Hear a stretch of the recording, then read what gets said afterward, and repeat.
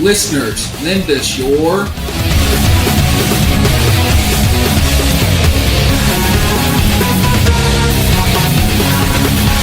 Henshin power!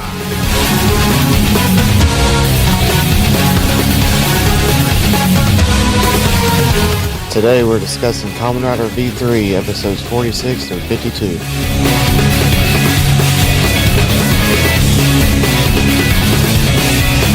Rito!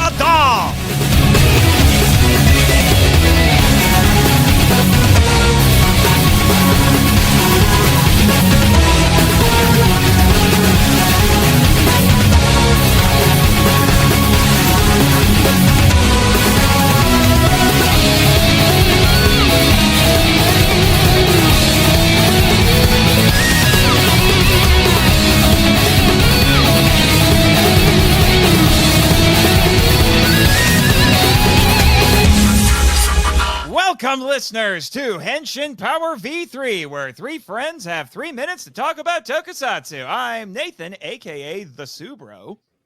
I'm Jake, aka the Metal Don.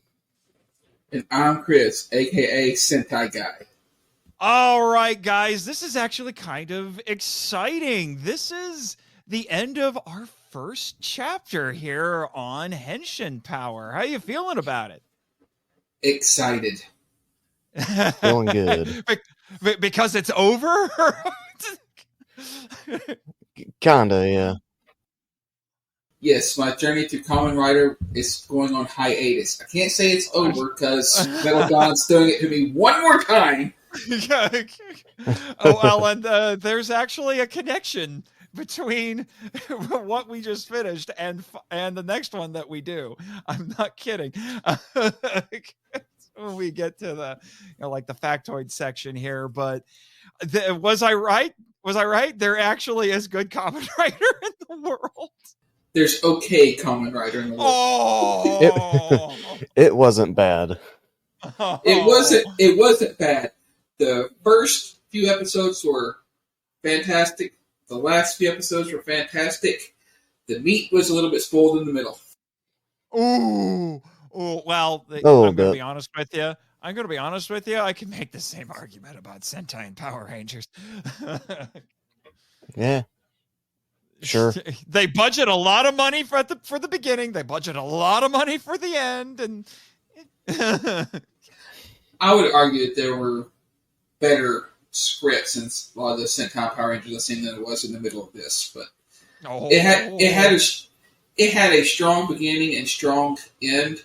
You could honestly cut out a lot of that middle part, and you really wouldn't feel like you lost much. It could have been 25 episodes. It really could have. It really could have. Or 30. What? 30. You guys didn't appreciate the rotating roster of commandants? I mean, come on. They overstayed their welcome. I will tell you that the longest, because on the Generation Kakaida DVDs, I'll keep shouting them out until the Discotheque Blu-rays are out. But there were character profiles on the last disc, and it tells you how many episodes each of the characters were in. And for the Destron Commandants, I was able to see for sure how many episodes each one of them was in. And Dr. G had the longest tenure. He had 17 episodes. Martial Armor was second. He had 13. And it felt like 98. For Martial Armor or Dr. No, for Dr. Gay. Dr. Gay, whatever. We're going to get letters. But the ones in between. Apple translates it or transcribes it as Dr. Gay. So I know. But the other ones only had, I think, 4, maybe 5 episodes apiece. They did not last long. You could have cut out half of Gay's appearances and then had all of what happened with under Martial Armor and then the first few episodes before they had Commandants, and you would have had a fantastic series. Yeah, well, we'll get into that because I realized actually after we finished recording the previous episode, we did not, for actually the last 2 episodes, we did not do 3-minute final thoughts for those sections because we were just flabbergasted in those last couple of recordings. Or flustered. That's a better word. We were flustered in those last couple of recordings. So I'm going to make sure that we do that this time. And so, and we're also, this episode is going to be a little bit different. This is going to be another little addition to our format.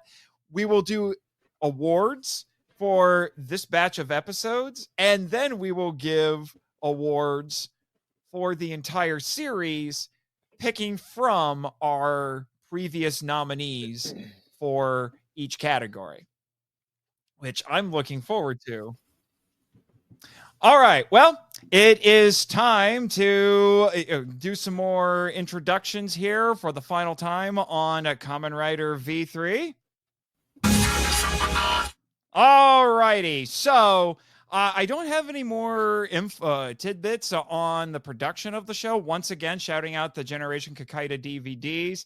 All of our synopses, I might add, are adapted from the ones on the on the Generation Kakaida DVDs. I also discovered, I don't know if I mentioned this before, but somebody decided to just transcribe those for the most part and put them onto the Writer Wiki for each of these episodes. Once I found that out, it made transcribing them a lot easier because I just could do copy and paste and just make some edits. Quite a few on some of those. Yeah. But anyway, so got some other cast and crew members I do want to mention here a little bit. I think I've mentioned him before, but I found there was some more information about him on this last disc. But Shunsuke Kikuchi, he was our composer on this, and he had been working for Toei since 1960. So he was a veteran. And our costumes were made by Ekisu or X Productions, and they also worked on everything from Gamera to Ultra 7. And it was founded by former Toho employees. If you want to learn more, shameless self-promotion here. If you want to learn more about X Productions or Ekisu Productions, go listen to my Monster Island Film Vault episode on Yongari Monster from the Deep, because they also worked on that little Korean kaiju movie. And I'm surprised we didn't mention him before, and boy howdy, we're going to have to talk about him this week. But Goro Naya as the voice of the great leader. He did it in Kamen Rider 71, and he's going to be doing it, to quote Deadpool, till you're 90. Because he came back. He just kept playing this character forever. Because this character, spoiler warning, comes back and just plagues all of the Showa writers. He arguably even shows up in Kamen Rider Black RX as a completely different character that people just think is another incarnation of the great leader, which doesn't entirely make sense. But he voiced that character.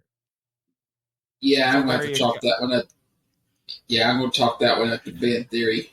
Yeah, so there you go. We also had Shinji Nakae as the narrator.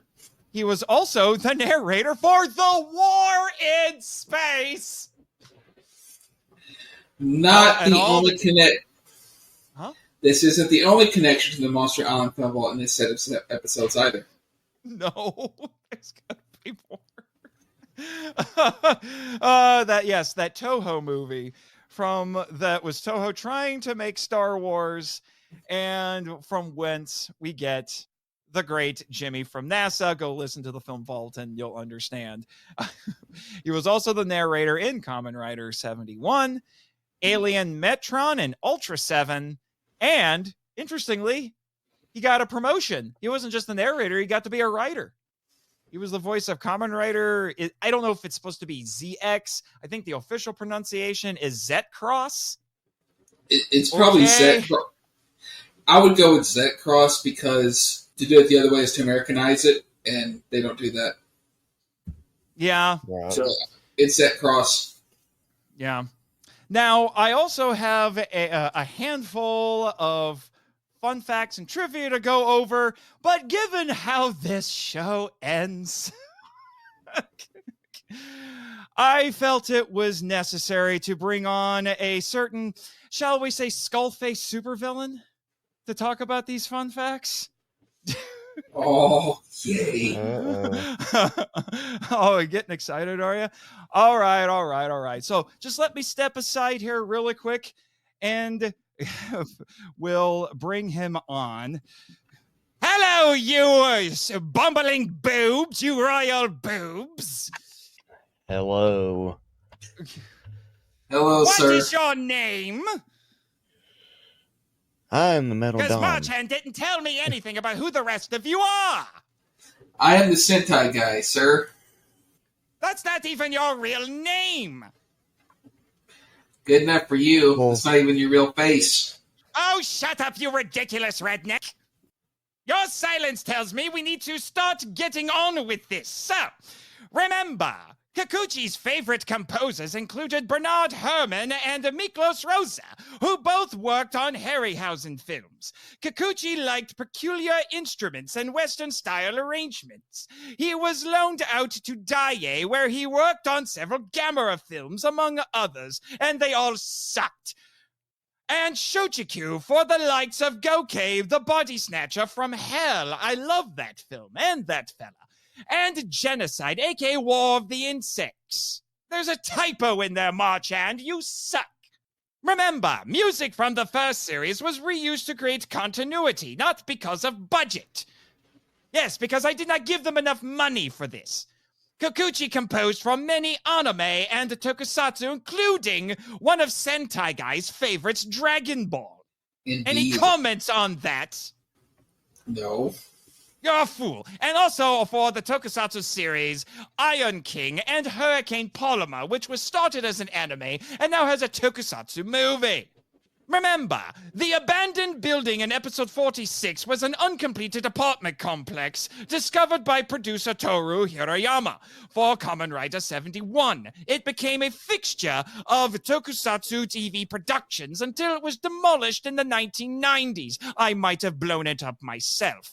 It was nicknamed Obake Mansion or Haunted Condominium. Some of my dead comrades have lurked there for a long time. Remember, Shiro's original surname was Hayabusa, but was changed to avoid confusion with a horse on another Toei series transforming Ninja Arashi. Well, it makes sense because he's got a very horse face. Wow.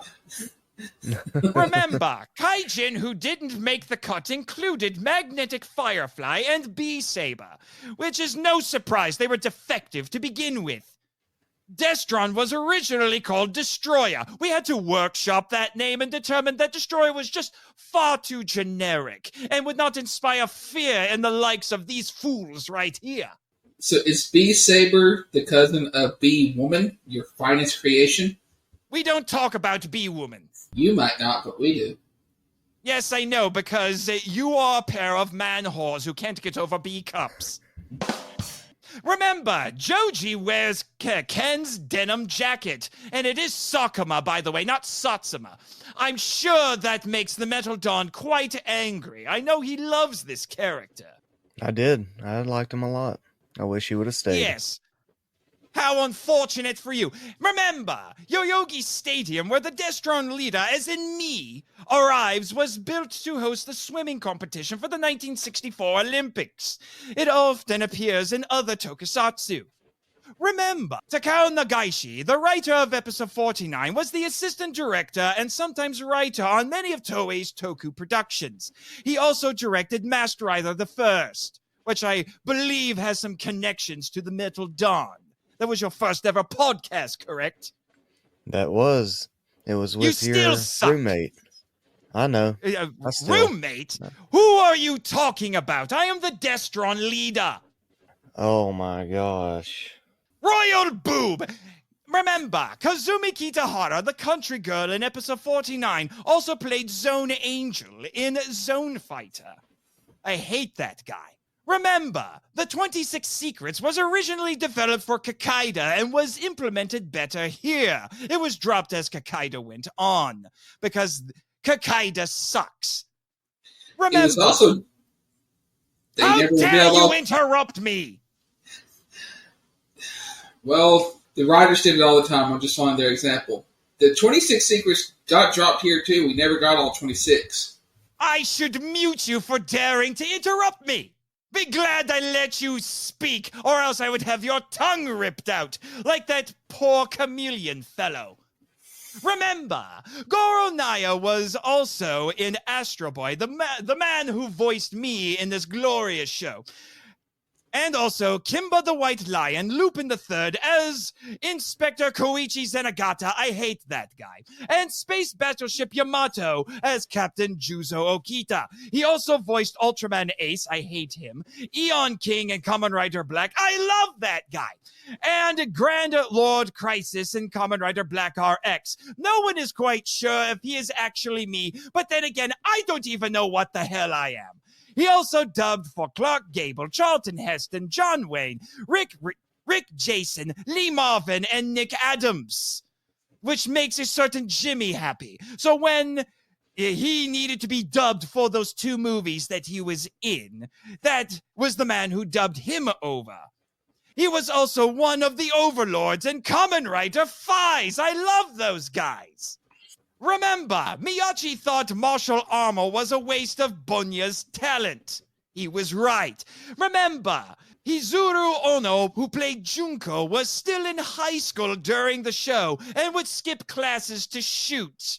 So be careful how much you enjoyed her, boys. Remember, Miyoshi didn't wear the V3 costume because he wanted Shiro to have a different fighting style than V3. Otherwise, there was no point in changing, he said. Didn't matter, I would have killed him 3 ways from Sunday anyway. Remember, Miyoshi said his favorite work on the show was the Henshin pose on the bike. He asked for close-ups to prove it was him. I hate this guy. He also requested lots of pyrotechnics, which annoyed the crew. Too bad they didn't malfunction. Remember, Miyoshi rode a 750cc bike because it was sturdy and allowed him to do the pose. Marchand, you suck, it says turdy. I am disappointed. I'm murdering you in your sleep. He did this by putting the bike in neutral. Remember, Miyoshi thinks of himself as a supporting actor and not a leading man. Too bad for him. Remember, V3 has no comic relief characters because I suck all the joy out of everything. And finally, remember, due to restrictive laws in Japan, Kamen Riders no longer ride motorcycles, which means their names are lies. Until we meet again!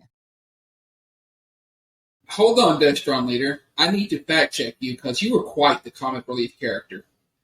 Sorry, he's gone. Good. I was not expecting that. I've been trying to tell him that he needs to stop stealing Skeletor's shtick, but he says Skeletor stole his shtick. All right, you've got to work on the fact that all your roommates being boneheads. He's not one of my roommates. He just showed up today for some odd reason. And I asked Rito, I was like, do you know who this guy is? And he said, nope. They don't get along. I don't see why not. He's not joining the snarky boneheads? I probably not, because he's not always a snarky bonehead. He's only a snarky bonehead in this show. I sent you guys a picture of the great leader from the original show. I was like, he doesn't look like this. No. At least he had an eye there. One eye.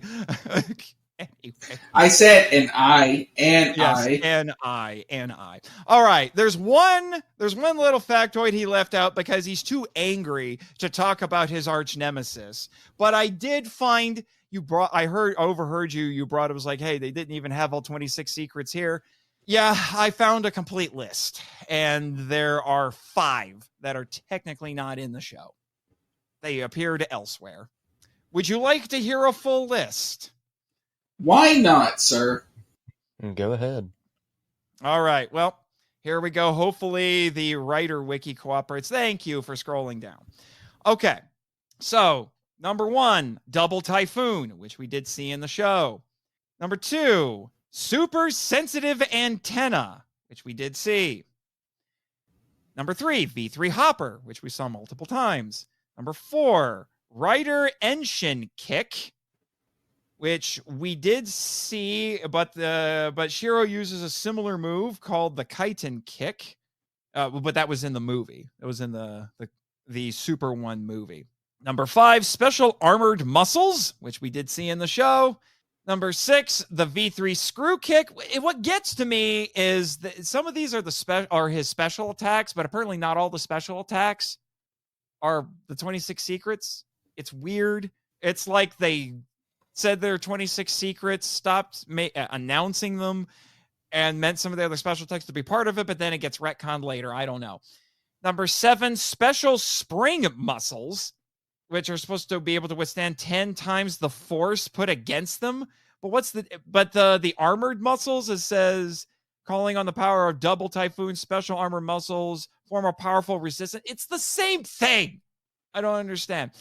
The V3 Drill Kick is number 8. The number 9, the O Signal, which we did see in the show, and we saw the drill attack as well. Number 10 is the Red Lamp Power, which we did see in the show. Number 11, the V3 Barrier. I know that one we saw in the show because it won an award. Number 12, V3 Hanten Kick, Hanten. Oh, yeah. Which is similar to the V3 Double Kick. So why even have? Well, yeah, in the Skyrider movie, yeah, it was called the V3 Double Kick. Whatever, it's a different name. Number 13, Reverse Double Typhoon, which is the one that, after he uses it, he can't transform for 3 hours. So we did see that one. Number 14, Red Bone Power, which we did see in the show. Number 15, Cell Strengthened System, which it says causes the fusing of metal blades which come in contact with V3's body, best utilized through crossing of arms in order to block and damage metal weapons. It's also called the Cross Hand. Number 16, the Oxygen Cylinders. It was not used in the series. It's supposed to store up to 3 hours of oxygen for marine battles. Oh, come on. Is that supposed to be what happens in the episode where they're supposed to be in a vacuum room? Why didn't they just bring it up then?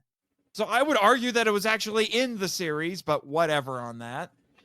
Right. No, because there he said he had plenty of air in his lungs. So I guess he has super lungs. Yeah, but it sounds like it's supposed to be with the oxygen cylinders. Whatever on that. Number 17, Scramble Hopper. It's trying to remind myself of this one. Special attachment to the standard V3 Hopper, created by Kazami, meant for use by civilians and crew members and members of the Kamen Kenny Force. Yeah, they used that in one episode in the middle. Yeah. I think he gave it to Shigeru. Yeah. And then number 18, the Energy Converter, located in a circuit box on the right of V3's transformation belt. It allows channeling of or conversion of internal or external power sources, such as the Double Rider Pendant, unused in the series but appears in Kamen Rider Spirits, which is a comic book. Number 19, Propeller Chop, which we did see. Number 20, Electro Eye, which was not used in the series. And it says that it can trace the undetectable footprints of Kaijin. Okay. Number 21, Matrix Eye. The X-rays can penetrate a mutant's body to locate weak points, unused in series.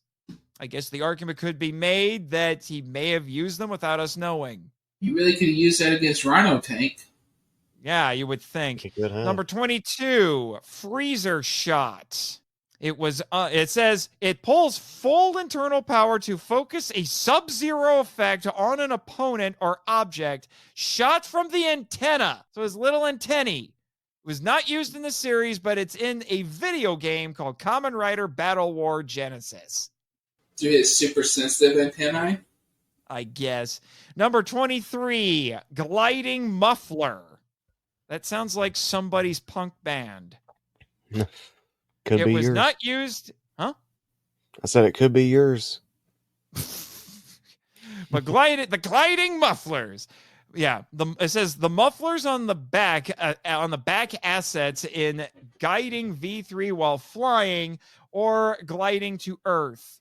Okay, unused in series, but it was in a pair of video games, Pachinko Kamen Rider Full Throttle and Kamen Rider Batride War Genesis. Okay, you're talking about a guy who is all machine except for his brain, having a muffler on his backside. Enough said. All right, number 24, V3 Thunder, which sounds like a Pokemon attack. A 1 million volts electrical charge fired from V3's antenna. He has weaponized antenna. I'm surprised he doesn't use it more often. It was unused in the series, but it's in the video game Kamen Rider Batride War Genesis. Number 25, Red Bone Ring. V3 concentrates energy into the red bone on his chest and rotates vertically in a wheel-like motion, turning his body into a destructive wheel of energy that can harshly damage foes on contact. So he turns into Sonic the Hedgehog. Or a red rocket. It was unused in the series, obviously, but appears in the video game Kamen Rider Batride War Genesis. And then finally, number 26, V3 Flame Pillar Kick. Nuclear-generated power is transferred into V3's leg to allow a burning and explosive kick. Unused in the series, but appears in Kamen Rider Spirits. In said manga, it is portrayed as having detrimental effects on the user, nearly costing Shiro his life. So it's an atomic-powered rider kick, I guess. So you're telling me that the genius of the original Kamen Rider thought it was a good idea to put a nuclear reactor in a guy who is constantly surrounded by explosions?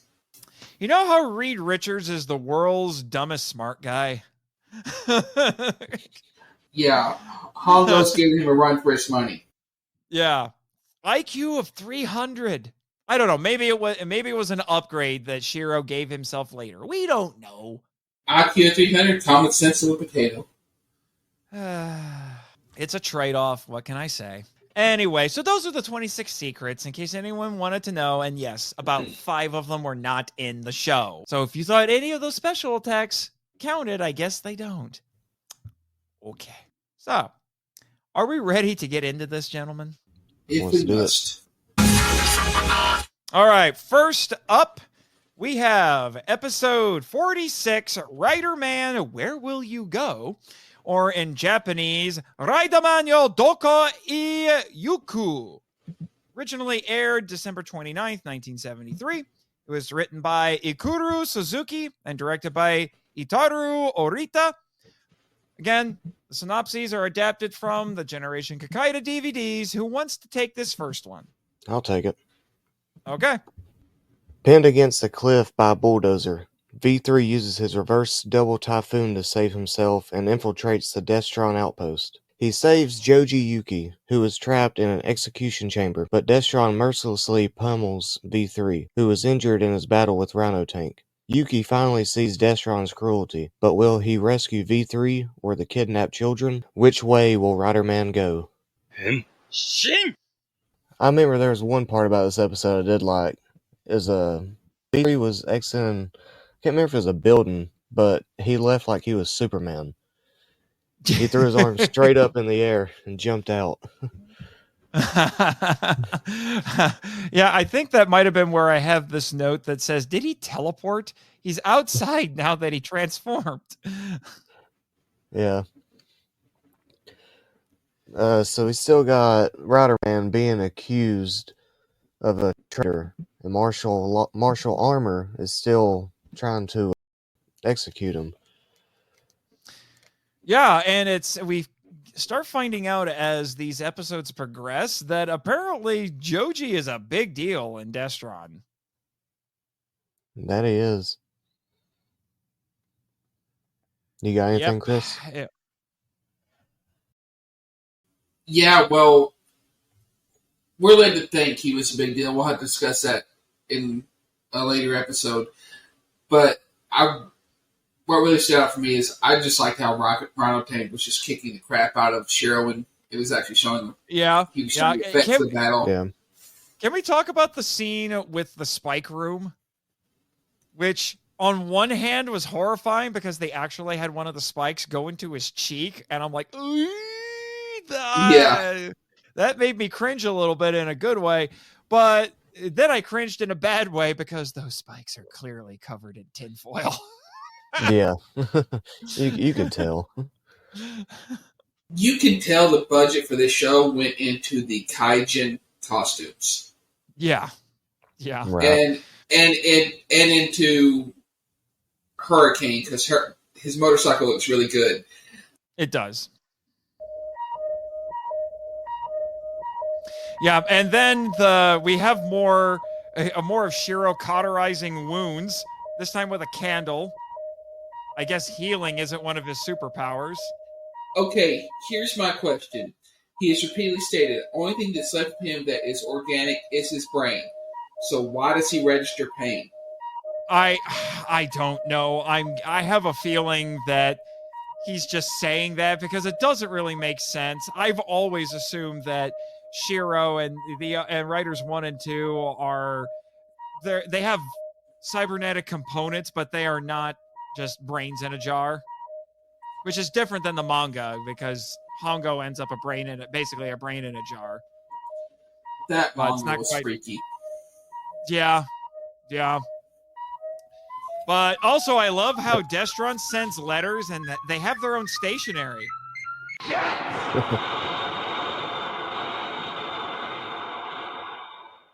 Which is a carryover from the previous series because Shocker did that too. They would send cards and taunt our heroes, and then they would just go to the return address. I'm like, why, guys?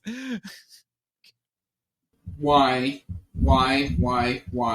After them sending letters to V3 Space and showing up at V3 Space, why do they keep saying we need to find V3 Space? He's not moving it. I don't know. Also, I do want to say really quick, the Riderman and V3 fight against Rhino Tank was definitely in contention for an award because I'm a sucker for superhero team-ups. This was the first really good one that we got from them. Because Riderman's going to dominate this batch of episodes. Unfortunately. Now, you jerk. I know you got problems with the costume, but come the frick on. All right. Anyway, we're going to move on to the next one. Idiot. We'll sort this out. He's an idiot. We'll talk about it. Scientist. Well, we will talk about it. Episode 47. Ambush. The Destron leader. Or in Japanese, Makibuse Destoran Shuryo. Originally aired January 5th, 1974. Written by Masaru Agami, directed by Itaru Orita. Chris, you want this one? I got it. A New Year's card from martial armor arrives for Joji Yuki, so he and Shiro Zami investigate the return address. When they split up and enter the manor, Kullkamp Kid attacks V3, and Riderman falls into martial armor's hands. The mutant takes on Joji's form, becoming Destron Riderman in order to wipe out Shiro and the Rider Scouts. Shiro is tricked by the fake Joji and is thrown off a cliff. Then the evil imposter makes his way to the Rider Scouts HQ. Henshin!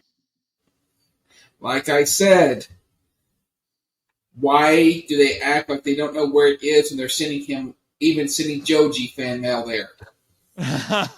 My guess would be they just know that's where they live. They don't think that it's the HQ.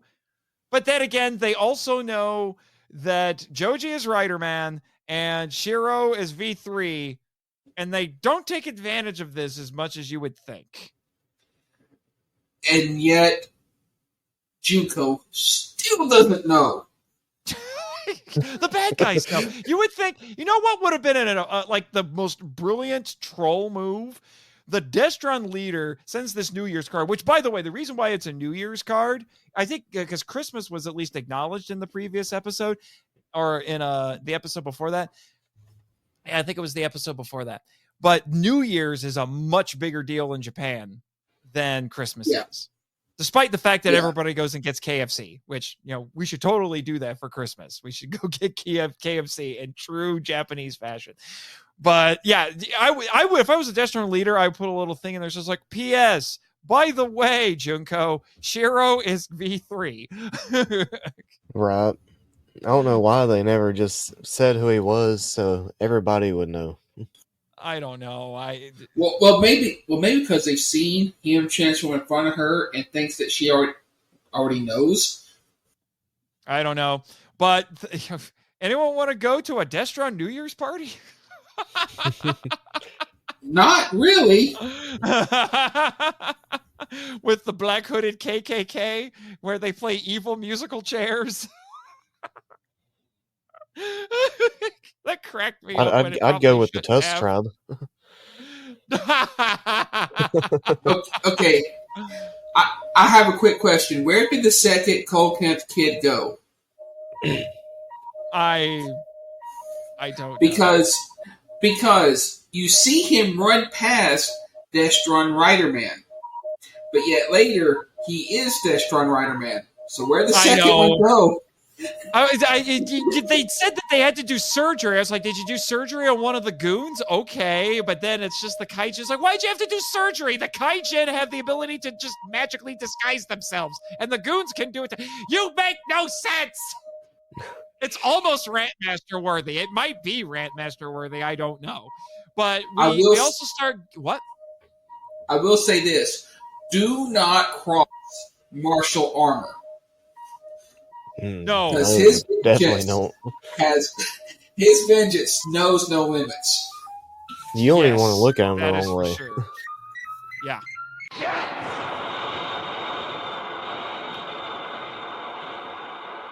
I would like to point out one of the interesting things in this episode is we start getting hints at shall we say, an interesting relationship between Joji and the Destron leader in this, because the Destron leader actually says like, hey, I'll vouch for you.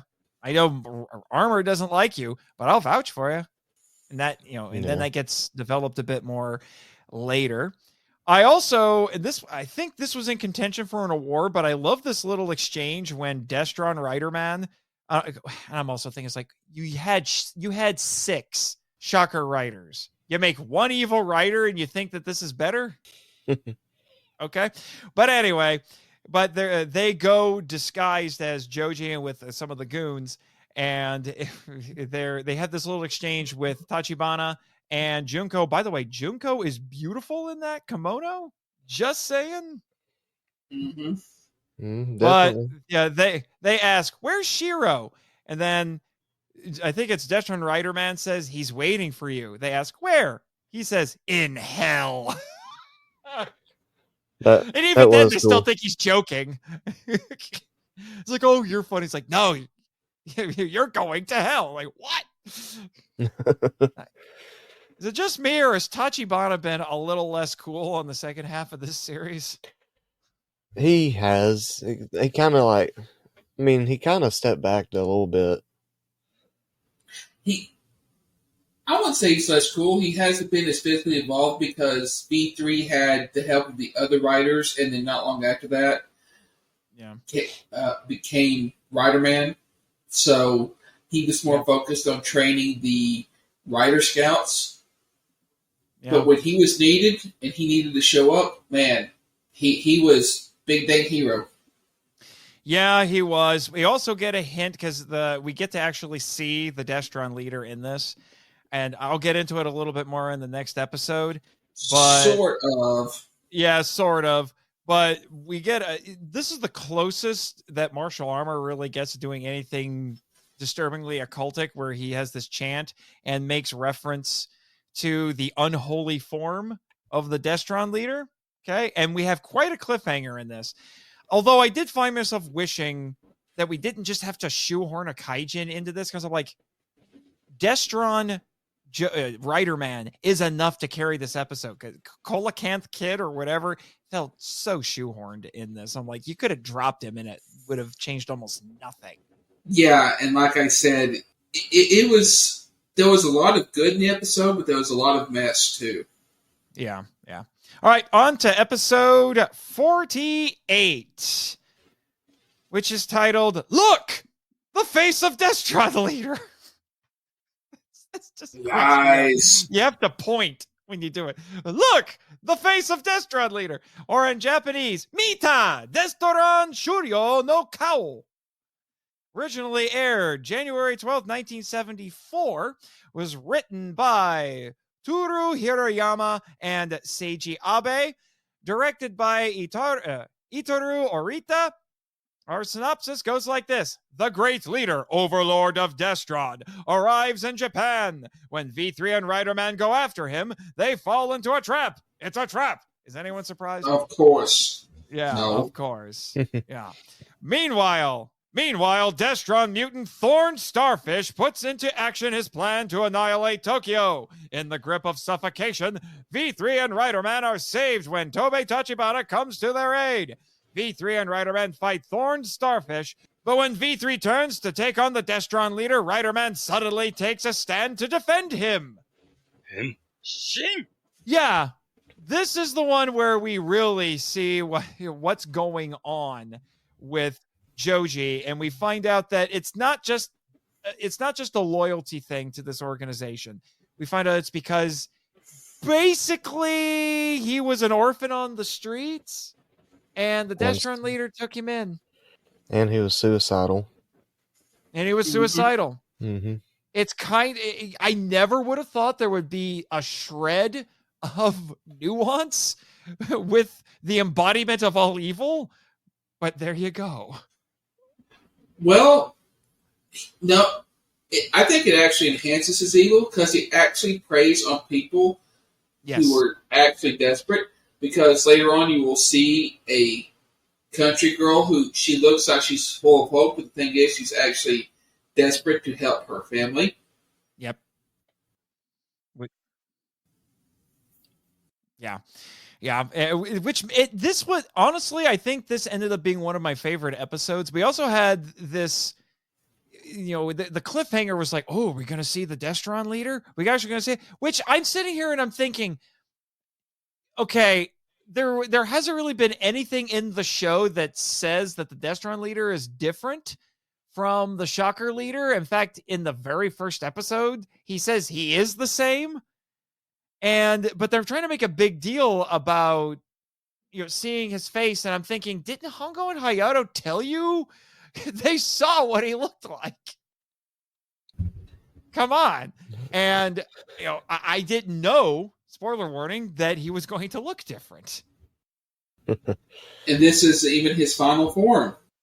This isn't even my final form. No, it isn't, because he keeps coming back and he looks different every time and he keeps rebranding everything and just, okay. Also, the vacuum room. How are they able to keep talking if they have no air?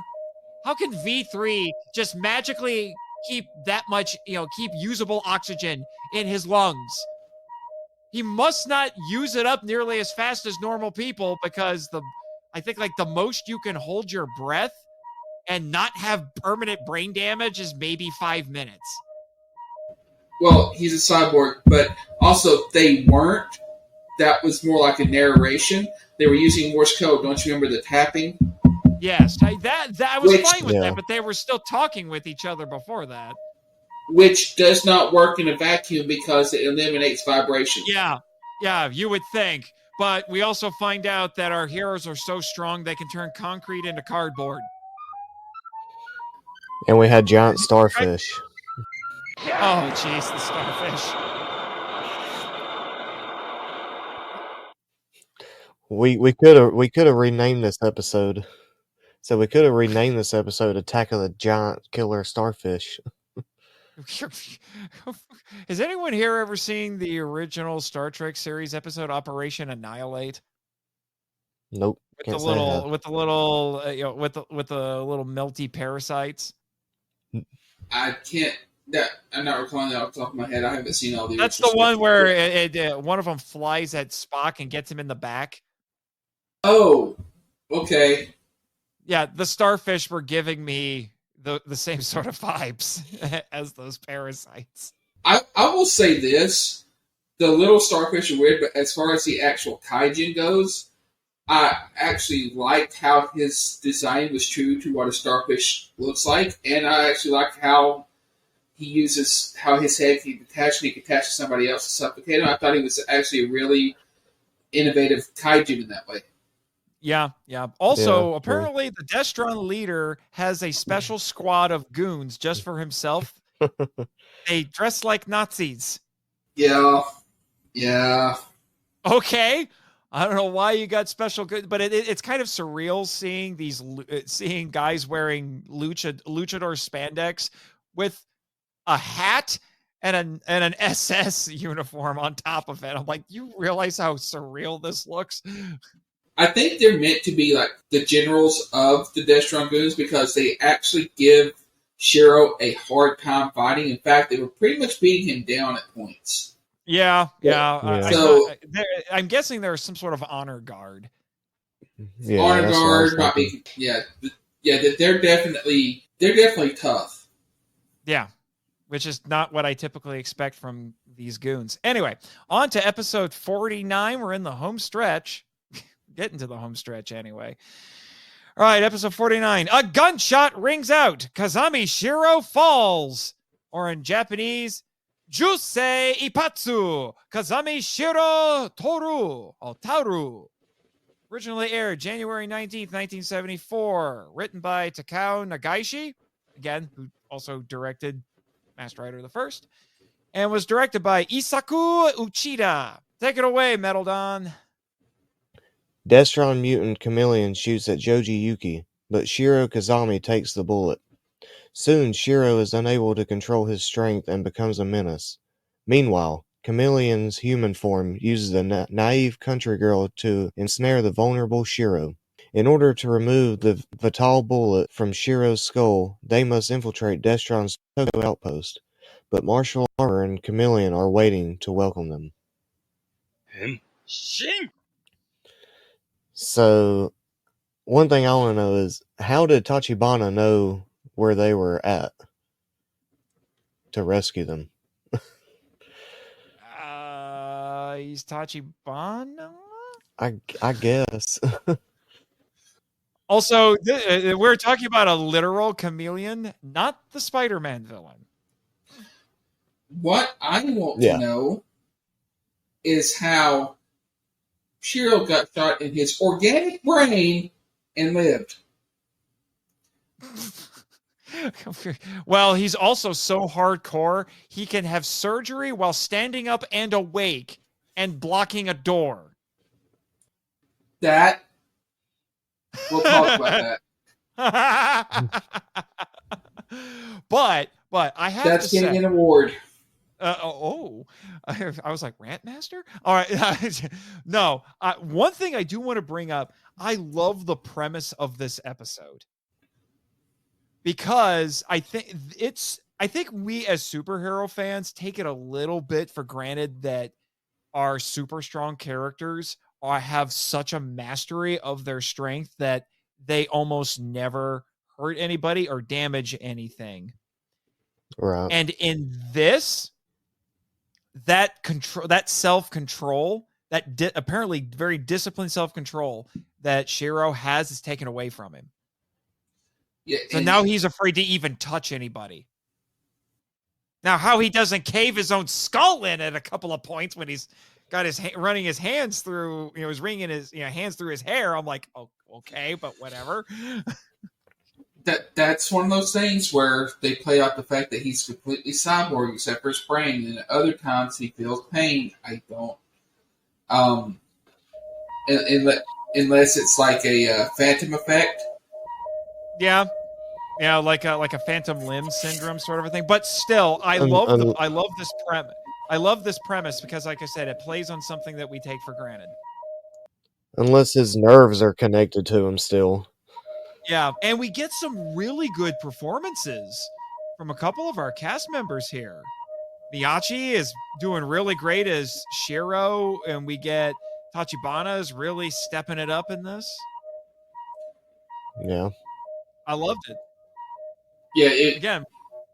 What were we gonna say? Yeah. Like I was saying, Tachibana, he doesn't get involved physically as much, but when he does show up and when he is needed, he's still filling the scene. Yep. I wish we had a scene. We had a scene here where we see Shiro play guitar. I wish we had gotten more of that throughout the series. Yeah, that would have been good. You had something meddled on? No, I was agreeing with you, but I did like the girl that they used. I think she did really well. Yeah, she did. Yeah, again, you hinted at it before, where again the Destron is playing on people's vulnerabilities, because that's what they did with her. Yeah.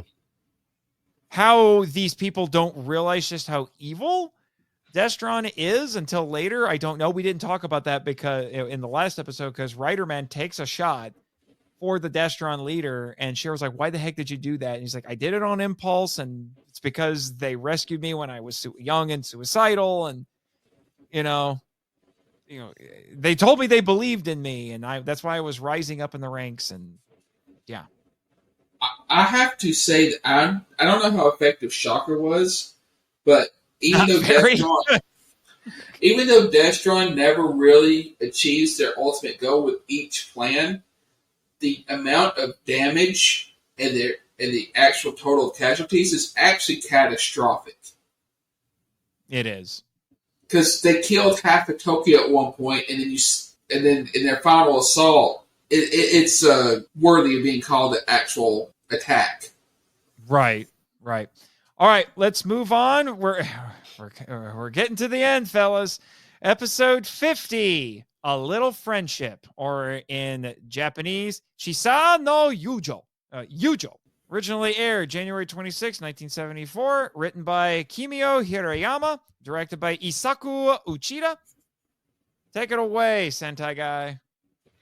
Mutant Chameleon is resurrected as Vampire Chameleon, even though he didn't actually die, and martial armor sends him on a mission to collect the blood of innocent children. Shiro Kazami befriends young Kenichi, who is despondent because he believes he has seen a mutant. When Vampire Chameleon attacks Kenichi's grammar school, Shiro and Joji find themselves in a dilemma when they face a horde of vampire children they cannot kill. Henshin!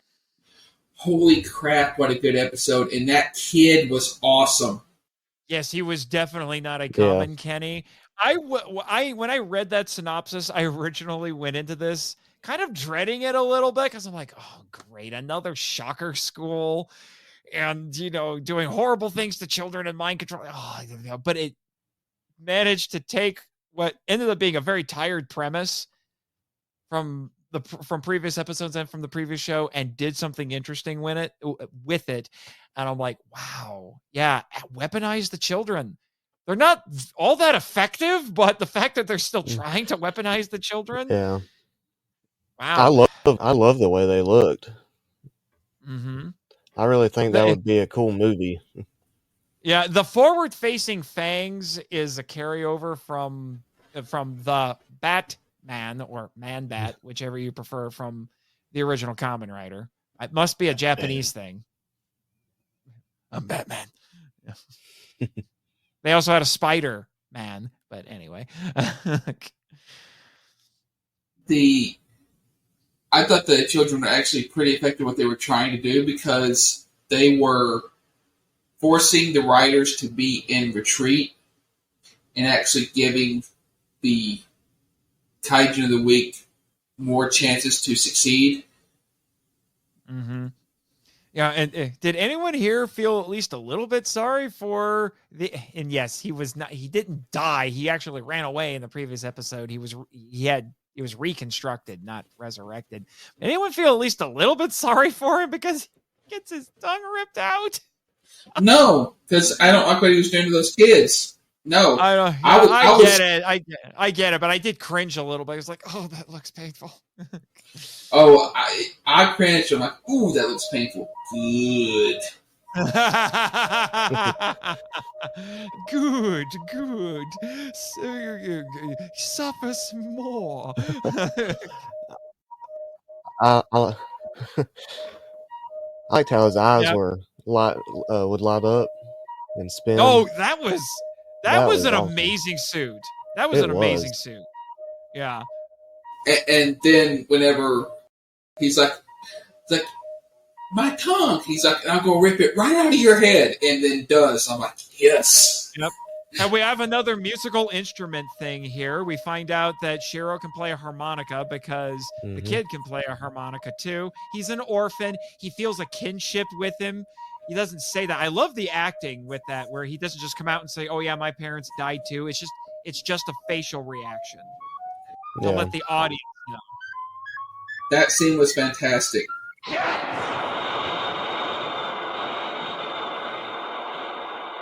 Yeah, that was an amazing performance with this. Again, good Lord, some of my favorite episodes are in this batch. and Kenichi stole it. Kenichi and the actor who played it stole the show. It was the best character of the show. Yeah, although they never explain why they need the blood of children to make more kaijin. I guess it's just because they're evil. It's more pure. I guess. It is the stuff of conspiracy theories, though. I have heard conspiracy theories about secret societies or people in power doing things like drinking or bathing in children's blood or maiden's blood to keep themselves young or something twisted like that. Well, at first they said they were needing the plasma, and maybe the children have a higher plasma content. I don't know. In that case, why not just, I don't know, raid BioLife? To get plasma. Because get that's some of my wire in there. I guess it's not. It's just not evil enough. Although, you know what actually would have made it simpler? Why don't you just start a plasma, start your own plasma bank and then have people coming in there and voluntarily giving it to you so you can go and make monsters in the back room? I don't know. Because they went from plasma. You can have that one for free, Toei. Okay. There's some cool stuff in here. I like the ending narration from our narrator. He says, V3, Riderman, and Destron, righteousness and evil. This is the eternal battle. It's like, wow, even the narrator's getting some good stuff here in the home stretch. All right. But speaking of the home stretch, our final 2 episodes, episode 51, penultimate episode here. You are Kamen Rider 4, or in Japanese, Raida Yongo wa Kimi da. Originally aired February 2nd, 1974. Written by Ikuru Suzuki, directed by Isaku Uchida. Our synopsis goes like this. Martial Armor has developed a powerful Pluton rocket, and the Great Leader orders that it be aimed at Tokyo. Shiro and Joji become suspicious when a group of mountaineers are killed mysteriously in a remote valley. While investigating, they are attacked by mutant Kragana, who protects the Destron missile base. But V3 and Riderman fail to stop Martial Armor from starting the cataclysmic countdown. Henshin! So, spoiler warning, Riderman dies. Terrible. That sucked. 1 star. It was spoiled a little bit. I hinted at this in a previous episode. There was some stuff on the DVDs that at least hinted at Riderman dying, but I didn't know how or when or whatever the context was. I kept waiting for him to suddenly appear. Because usually on these shows, one of the heroes, they don't stay dead. Not really. Really. Yeah. It's really rare for it to happen. I mean, whenever it would happen on Power Rangers, it was a red letter episode for Power Trip. Yeah. Yeah, and we have a Destron. We get some more interesting bits of nuance in this. We have a Destron scientist who's having second thoughts. kind of like Joji has been doing. And it's just like, hey, I'll help you stop the rocket because my family lives in Tokyo. Again, at least implying that he got suckered into Destron, probably at a moment of vulnerability. Probably. I really liked the Pluton rocket. That was some amazing miniatures in this. It was. I have mentioned before that I like that they use miniatures in this, but none of them have been anywhere close to Tsuburaya Productions level good. This came pretty close. This was the best miniature work I've seen them do so far. Yeah, as opposed to whenever the Coldcamp kid exploded, it was just a poof. It was like a baseball hitting a duck, just feathers. That was horrid, but this was really good. I enjoyed watching the rocket take off and everything like that. It was fantastic. Right. Also, yeah. I like when Yuki is fighting the goons and it's got that music behind him. I think that was so good. That music was awesome. Oh, that was so good. Like, this was the episode where it definitely feels like the culmination of Joji's story. And at this point, say what you want, sir, about his costume, but I am 110% invested in Joji. And I'm like, yeah, you are Kamen Rider 4. You're being really cool right now. Why didn't you get your own show? Like, right. He has so dominated the last handful of episodes here where I'm like, this could be your show right now. It really could. I didn't like him at first, but he grew on me. Batman. Yeah.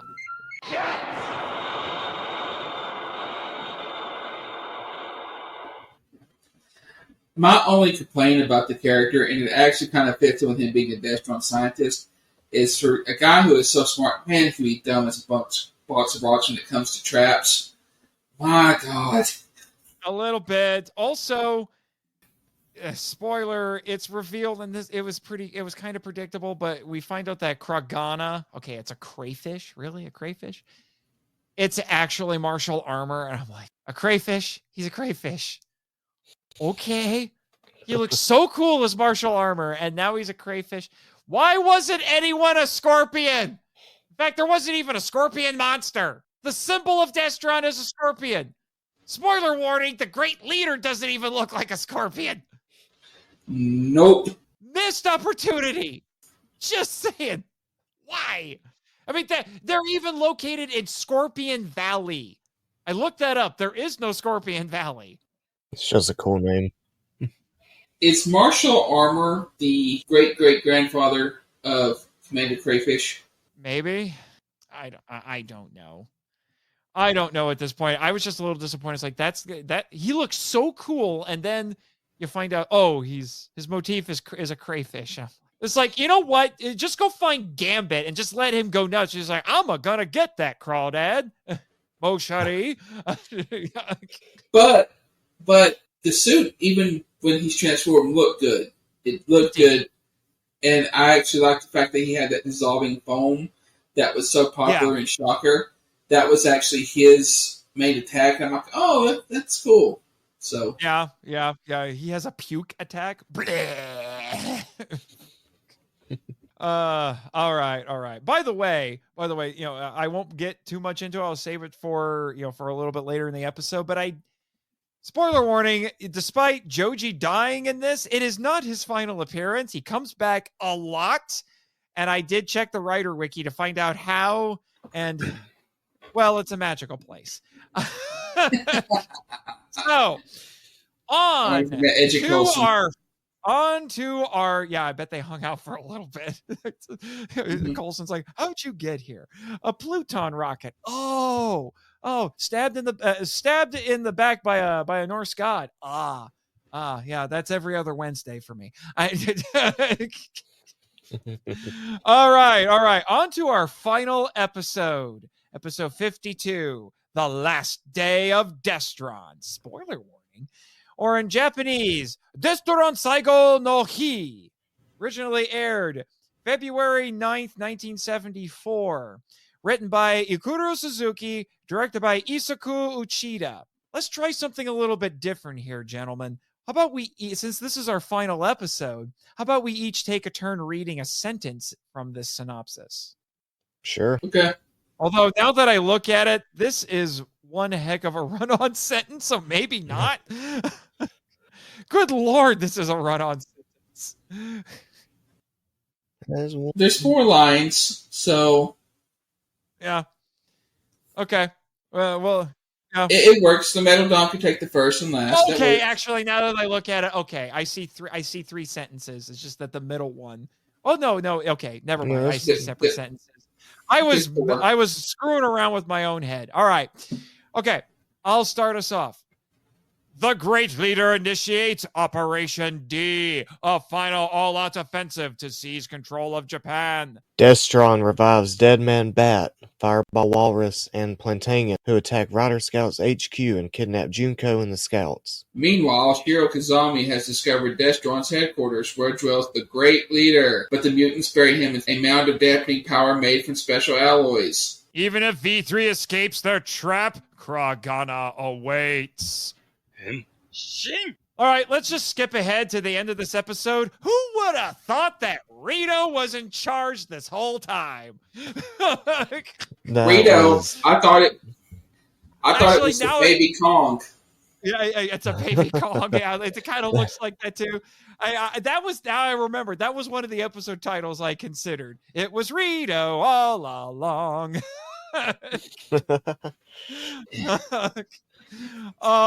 Man, it was Rito's pet monkey.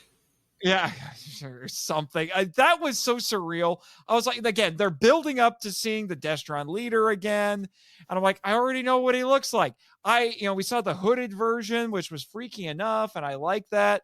What's funny is I looked at a character profile on the last disc for Generation Kakaida on the Great Leader, and they had a screenshot of this final form, but it didn't register with me that it was supposed to be a skeleton.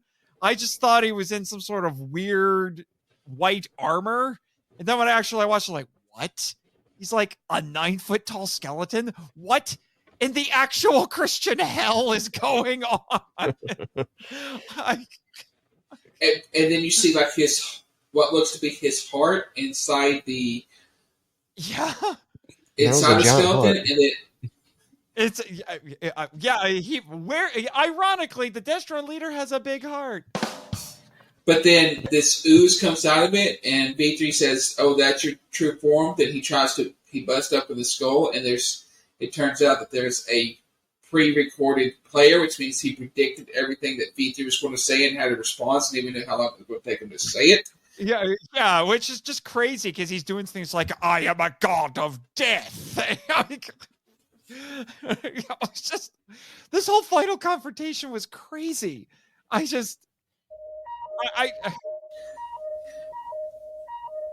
was the low point of an otherwise great finale.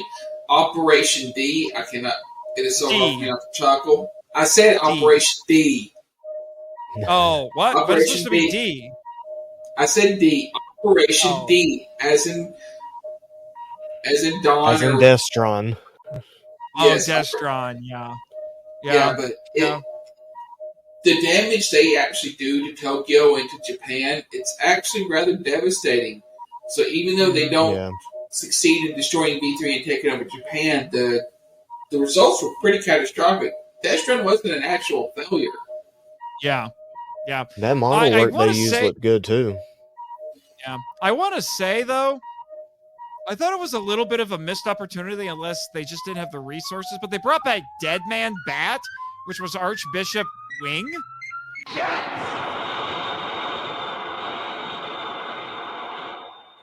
And they make no mention of that fact, by the way, but they didn't just resurrect the other generals? I don't think it was a resurrection, because if I'm not mistaken, you don't actually hear them speak, so I wouldn't be surprised if they just didn't put that Kaijin DNA into random goons. I don't know. Also, Junko tries to pray to V3. Okay.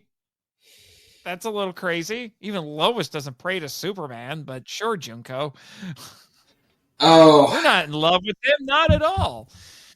And even at the end, whenever Tachibana is going on about V3 being gone, and she says, "Where's Shiro?" and nobody puts it together. Well, she doesn't. He pretty much said that he was V3. Yeah.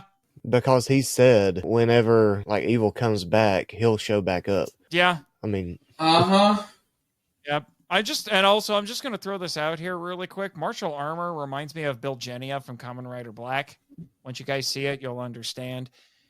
Now, as ridiculous as that confrontation scene is, there is a funny exchange between V3 and the Great Leader, because the Great Leader says, "I bring death to Earth. I am the god of death." And then V3 responds, "Go to hell, god of death." That was a good one. That was, I almost consider that one for an award. I considered it as well. Yeah, because that was a nice exchange there. But this was the end of our show. I'm going to save my overall thoughts for for our actual final thoughts, as I'm trying to, let me see. Yeah, that's the actual last thing that we do, because we still have to do Rant Master and the Toku Sensei announcement. So I will save my final thoughts for that segment. But in the meantime, speaking of Rant Master, okay, anyone need one? I don't have anything. I haven't really ranted on. Really? Before. I mean, I ranted on the pacing and stuff before in certain things. Like, did you rant about the costume? Yes, I ranted about the costume. Okay. I'm trying to remember. I said I might rant about something. I can't even remember what it is now. I think it was Koken's kid running past, and then it turns out he's Destron Rider. Oh, okay. I you know what? I'm going to claim it. Rantmaster activated. All right. There were several points in this show. The Coelacanth Kid was just the most recent example. I'm thinking also back to Black Santa. I'm like, you don't have to have the Kaijin. You can just make this guy the bad guy. And you could save yourself some money. But I guess you gotta have a monster in there to sell them toys. You can't just settle on an evil Santa Claus. He's got to be an actual Kaijin. I'm like, come on. I would have paid to see Kamen Rider fight an evil Santa Claus. That would have been cool. Yeah. Yes, so I do. But to be fair, that would have denied us Rhino Tank, and I'm not denying us Rhino Tank. Yeah, I did like Rhino Tank. I don't know. It's kind of one of those things you kind of get backed into a corner with it a little bit. But I do think sometimes these shows get a little too attached to certain tropes, and sometimes they just, like Coelacanth Kid, I think is the most egregious example of this, because you could have, like I said, you could have taken him out and it wouldn't have changed much of anything. Just make the bad guy Destron Riderman. I mean, they did it in the original series where they had the Shocker Riders, and the Shocker Riders were basically the monsters of the week. They were our bad guys. They still had some Kaijin in there, so I guess the same thing kind of applies here. I'm just like, you don't need the monsters. Just stick with that. That is interesting enough. And Coelacanth Kid felt, like I said, very shoehorned into this episode. And he really starts making things weird, because they're doing the surgery at the beginning. It's one of those things. I think that was one of those points where I was thinking to myself, the writers on the show, even though I do think the scripting in this show is a step up from the original, I do think they're a little addicted to plot twists, even if the plot twists don't exactly make sense. Because they're just like, that's the trope. We have to have a plot twist toward the end of the episode. Throw it in there. Okay. Even though that twist comes so often that when it actually doesn't happen, that's the plot twist. Yeah. Like I said, I'm a shoehorn Kaijin. A plot twist when you don't really need it. I don't typically knock this show's writing, like I said, because it is a step up. But there are still points where I'm like, really, guys, really. So I don't know if it's just because they feel like they have to stick to certain tropes, or if it's something that nobody said anything in the writer's room and said, you know what, maybe you don't need to.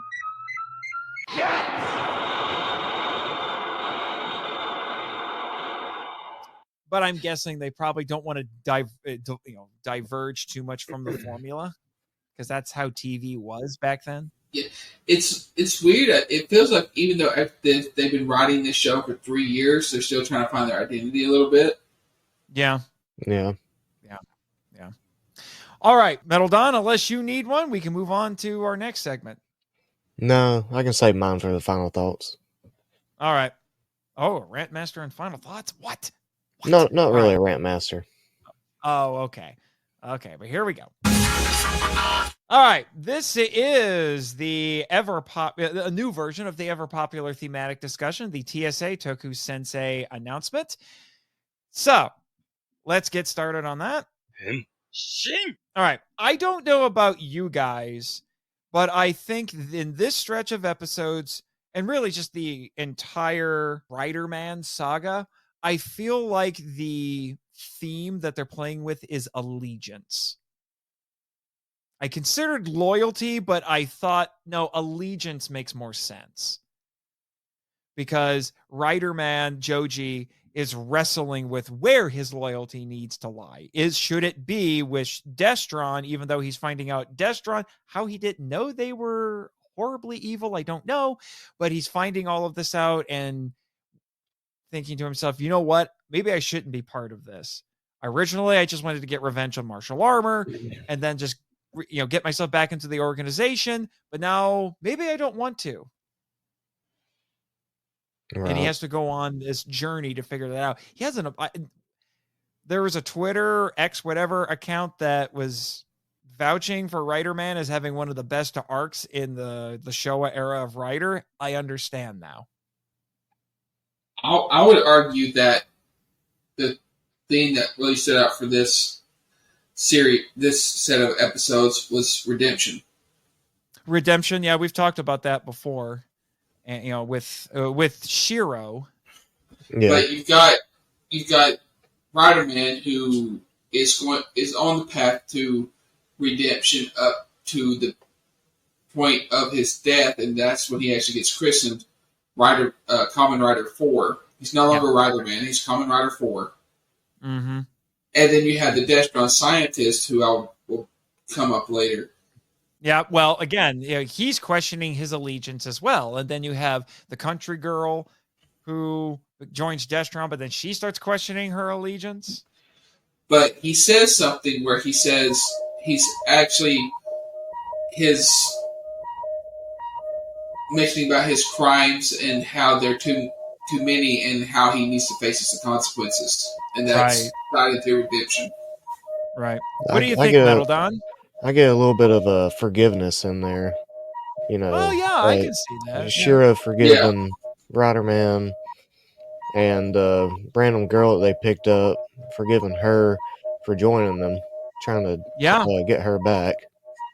Yeah. Forgiveness is often part of redemption, so that totally makes sense when it is, because you want to, if not reconcile, at the very least make amends with what you've done to other people as part of your redemptive journey. Right. And allegiance ties into redemption too, because you're choosing where you're going to stand and how that's going to change you. Yes.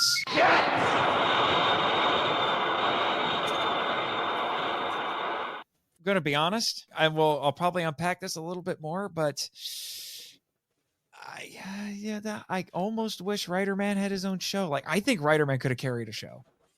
He could have. Yeah. There's something else. There was just so much going on in that episode. But the reason why Shiro had to, and I'm saying this for listeners, the reason why Shiro had to forgive Riderman was because when Shiro was about to defeat Rider Kick, Destron later, and possibly destroy him, Riderman gets in the way. Yeah, he takes the hit like a trooper. Yeah, and he's immediately remorseful, but because of the fact that Destron leader found him, raised him, brought him from the point of death where he's willing to kill himself, gave him a purpose and a focus, and helped him become scientist that discover his genius, he just he was basically protecting his father. Just there was something in him. He just his body reacted, even though he knew that what he was doing was wrong. He couldn't stop himself because there was that innate loyalty to the man who raised him and saved him and brought him up, and that is something that people can actually relate to. It's like, no, I can get it. If I saw, even if he was a bad person, somebody about to hurt my dad, I might get in the way. Right. Yeah. All right. Well, that's a good warm up to our final thoughts. All right, you guys ready? This is the final thoughts on Kamen Rider V3. Here we go. Henshin. Okay. Do you believe me, Chris, that there's good Kamen Rider in the world? I believe you that there's okay Kamen Rider in the world. Oh, come on. I've talked with some of my content creator friends and I said that we were going to be covering V3, they got kind of excited. Sound Out 12 for one, who was on Henshin then. Okay. The beginning and end of this is like some homemade delicious bread. And in the middle is full of stuff that has just passed the sell-by date. Wow. So, either not the best to actually being spoiled, because there were parts of this show that was hard to get through, and you can go back and listen. For all of us, we're like, yeah, Dr. Gage. Yeah, I will admit it's not perfect, but I do think I said before, I do think there's a lot of refinement that that the filmmakers learned from Kamen Rider 71 that they put into this. I do think I still stand by my assertion that the scripting's better. If you took the parts of the Dr. Gate saga where the Kamen Riders wanted to come back and a few other episodes and get rid of about 9 of his, and then get rid of a lot of the stuff in between, except for where the Riders return, you would have top tier Kamen Rider with this. Okay. Right. Okay. I will say one more thing, just to get it out of my system. I'm going to be honest. I think the end of the original Kamen Rider is better than this. But I think I'm the only one here who's seen it. I wonder if it's because we had both writers in those last couple of episodes where here we didn't have Riderman. And maybe because that one was almost twice as long, there was more buildup to that finale. And then you had the novelty of seeing the Shocker leader. So... And then there was a nice little denouement where we wrap things up with the characters, where here it's just like, oh, V3's a loner. He went away and Junko still doesn't know. We're done. Okay. Yeah. What about you, Metal I like a lot of the occultic rituals, how they would actually show it. Destron as a whole, I thought was pretty cool. I haven't seen Kamen Rider 71, a lot of it, so I don't know much about Shocker, but I do like Riderman now, and I love his costume. Okay.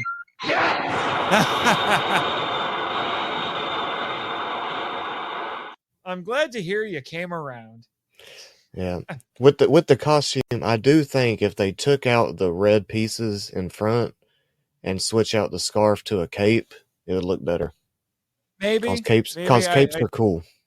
Yeah, capes are cool. I don't care what Michael says. Capes are cool. The V3 kind of has a cape, with those little scarf things on his shoulders, which I think was supposed to be... No, that was something else. No. I could have swore I read something about those being one of the 26 secrets, but I don't remember what they do. I'm just like, they're just like little wing-like scarf things, whatever. Okay. They did something at one point, didn't they? I think he used them in one episode. I don't either. I don't remember offhand. But anything else before we move on to the final set of awards? I'm good. All right. Here we go. All right. On to the trademark Henshin Power V3 Awards, which we totally didn't steal from Henshin Men, which totally didn't steal it from Monsters vs. Men. The shtick is satisfied. All right, so these are some fun little awards we give out to some standout elements of the batches of episodes that we talk about.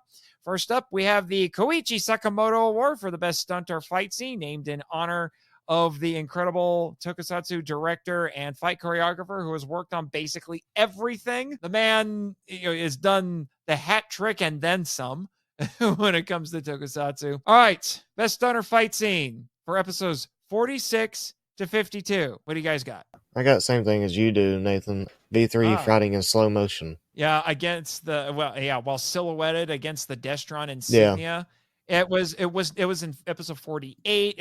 And what I loved about it is not only was it shot really well and looked really cool, but I wondered, is this just a stylistic thing, or is this supposed to imply that the Destron leader is kind of radiating some sort of supernatural power that kind of warps reality a little bit? I don't know. I thought it was stylistic, but yeah. Yeah. Could be both. Could be Could both. be. Who knows? It looked cool. Could be. Yeah, it definitely did. It was I think it was one of the best shot fight scenes in the entire show. Definitely. Sentai Guy? I am going with V3's fight versus the Orange Starfish. Really?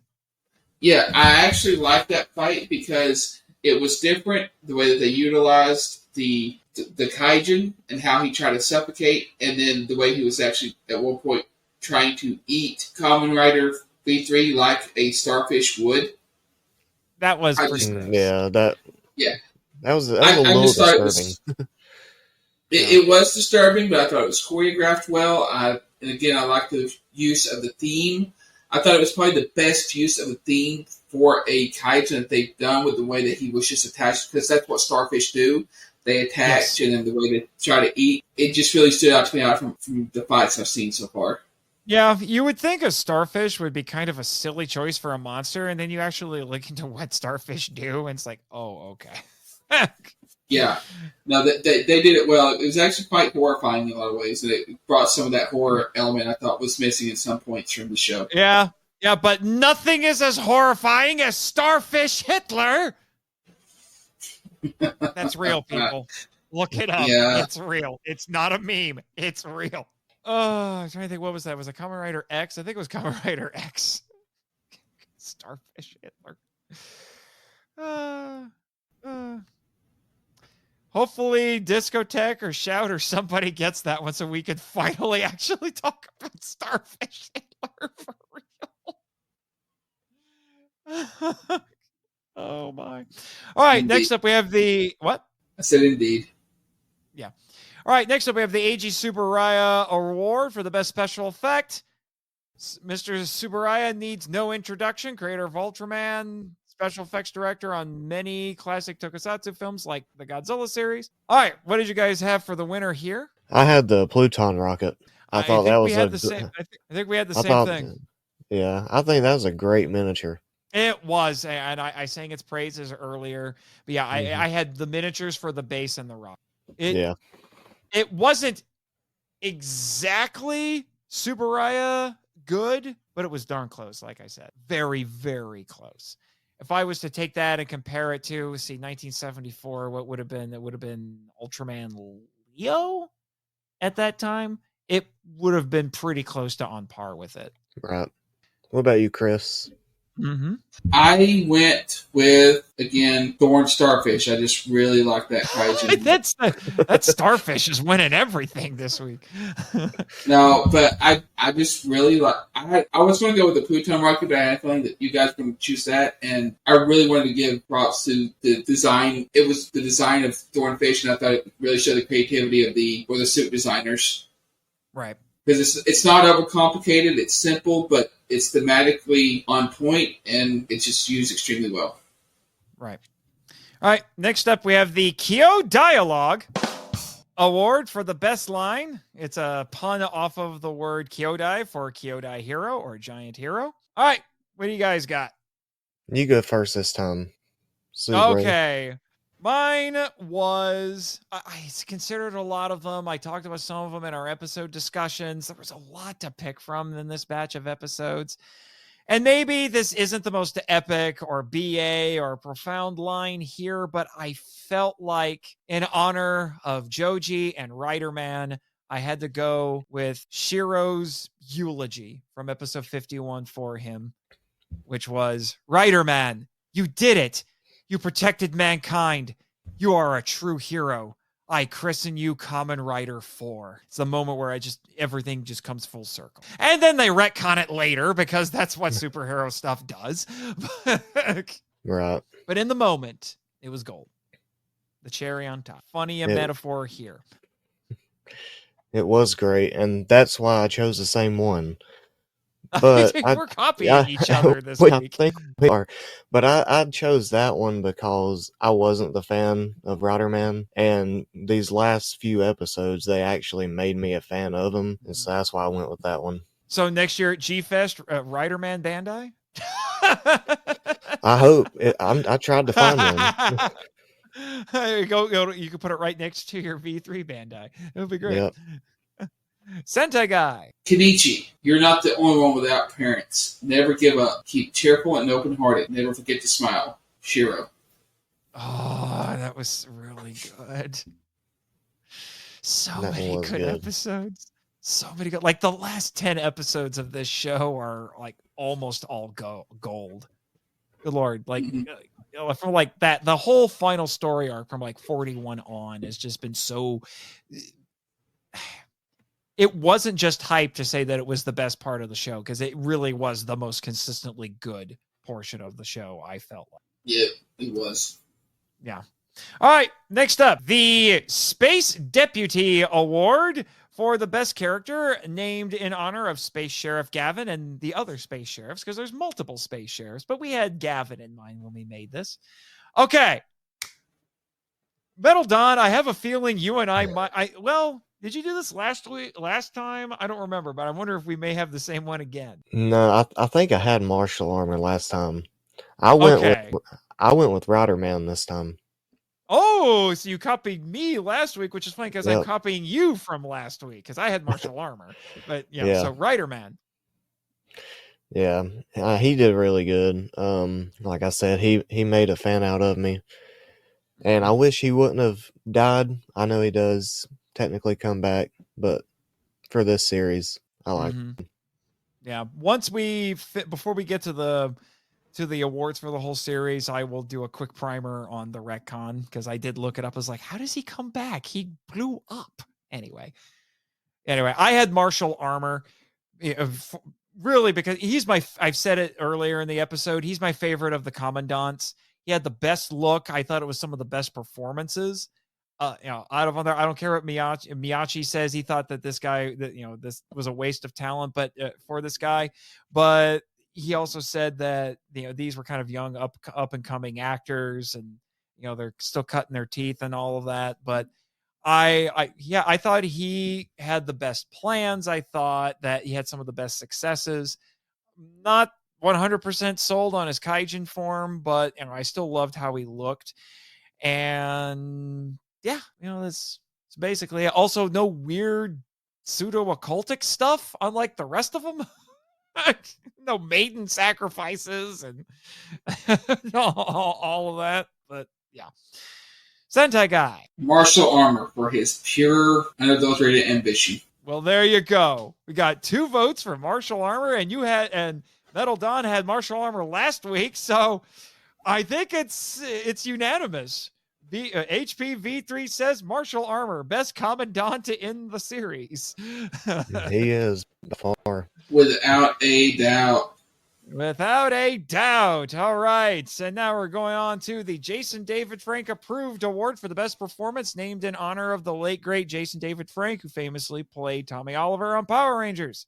I had Goro Naya as the great leader. Considering how much this guy would go on to play this character over the course of the whole franchise, he does a great job. This is a purely voice-driven performance, but he hits the right tone to sound authoritative and scary, even a little horrifying at points, and then have these moments of nuance that we talked about, where suddenly he's trying to at least sound kind to the likes of Joji and remind him, it's like, oh, your loyalty's to me. I saved you. It's gaslighting, but you still have to wonder. There's maybe like just a flicker of actual care in there somewhere. Maybe. Probably not, but maybe. Yeah. Giant monkey skeleton aside, but all right, Metal Dom, who do you have? I had Shiro, Hiroshi, So Miyachi. Miyachi. Yeah. I really liked all the stuff he did from where he couldn't use his strength. Yes. That was a very good episode. He acted really well in that one. And everything with Riderman, how they played off of each other. Yeah. And just the way that he treats people, especially children. Yes. There's some good stuff. The interview on the DVDs, the interviewer asked him about working with the actor who played Riderman. And he actually said that the guy was pretty serious on set, and it took them a little while to, kind of get a groove going, get some chemistry going between them. He said it was the moment where they actually became friends in the shows when things started changing for the two of them actually on set. Yeah. Which is kind of interesting. Sentai Guy. I'm going with Bunya Nakamura. The guy who played Martial Armor. He was a scene stealer. He really brought gravitas to that character. I don't know if Martial Armor would have worked as what he took the role seriously. He treated him as somebody who was just hungry to be in charge, and I could see him actually trying to usurp the great leader at some point, because the only reason why he wanted to get rid of Joji saw him as a threat to his position. Yep. I do think there is definitely that implication. I don't know how well that would have worked, because no one really knows what the heck the great leader is. I was trying to look it up, and I've heard theories ranging from alien to demon to the essence of all evil. And some were saying that, he's at least old enough to have helped the Nazis rise to power. Some say that he's an ancient being, that it was responsible for all dictators throughout history coming to power while he's been manipulating things from the shadows. So yeah, no one really knows. And obviously he has multiple forms, and they work really hard to make him this mysterious evil that plagues really all of the Showa writers, near as I can tell. Maybe even Black /Black RX, but not confirmed as far as I care. But I think, as you were pointing out before we started recording, Chris, it's a nice way to create some continuity between each of them. Although you have to wonder why he keeps rebranding and how none of the rebrands work. Just like any corporation that gets caught with their hand in the cookie jar, they go away for a little bit, change their name, come back more evil than before. If you don't believe me, look up Mitsubishi. Wow, he just threw an entire car company under the bus. Look at that. And it was probably a Mitsubishi bus to boot. And they were also the people who made the planes that flew into Pearl Harbor that day. Oh, wow. Under the bus. Not only that, it did just throw him under the bus. I think Godzilla picked up the bus and then, just for good measure, dropped it right back on him. And just yes. Dang, so much shade. Anyway, now on to WTH, what the Henshin, for the craziest moment. The one name that we carried over from Henshin, man. My favorite award. Mine is just one word. Rito? for the revelation of the great leader in episode 52. We've already unpacked it. But that was literally what I wrote in my notes. Rito? Oh, God help me if he finds out. Yeah, that reveal was very, how should I say it? It was something. That's what it was. It was something. Yeah, I think because I finished the series before the two of you did. And I even said, I'm going to watch the last 2 episodes. And then when I was done, I texted you guys. And it's like, well, that was certainly an ending. I had to resist the urge to make references to Skeletor and Rito to you guys, other than doing it kind of subtly with some memes. Yeah. Yeah. All right, what was the craziest moment in this batch of episodes for you, Metal Don? Riderman's death. Oh, okay. I mean, why would you make this good character and then kill him off right before the last episode? They should have. Some would argue that that means that they did their job, but I mean, yeah, but I'd like to have seen him fight in the last episode with V3. yeah, I agree. I would have liked to have seen him. I don't know. Would it have been too much to cram if they were going to kill him, would it have been too much to cram that into the last episode? I don't think so. I don't even think they had to kill him. Well, if they decided to go renege on that later, I think comes back in the next show. Yeah. Yeah. But obviously you didn't know it was coming. I at least had an inkling that it was. I had a mild spoiler. Right. Sentai Guy, craziest moment from these episodes for you. The sheer amount of successful violence and murdering of children in this last stretch of episodes. There's a mountain of children's bodies all over the place because you actually watch them gun down children in the Christmas episode. Merry Christmas, kids! Here's a stocking full of lead. Oh, I forgot about that. I think I wrote something and there's like mass child murder for the kids. Yeah, like now, children, you better behave, or we'll send you to the Destron camp. Who needs Krampus when you got Destron? My God! If you don't do what Black Santa says, you get the SMG. Yes. Screw the coal. Screw coal, you get lead. Exactly. A stocking full of lead. That sounds like an amazing line for an evil Santa supervillain. It's like, hello, children. You don't get coal from me. You get lead. Oh my gosh, that would be awesome. It reminds me of. It reminds me of American Werewolf in London when the dude has the dream. You got the cop werewolves. Oh, you guys ever seen Tropic Thunder? A long time ago. Mm-hmm. Yeah, you remember? I saw it. I saw it again just I think a month or two ago, and I forgot about this amazing line from Robert Downey Jr. where it's just, "I'm a lead farmer, mother trucker." There you go. Black Santa did it before Robert Downey. Although they do have one thing in common. They're both black. Oh. We're getting letters. Regret nothing. Bring on your letters. I don't care. Tropic Thunder is hilarious. Some of you missed the joke.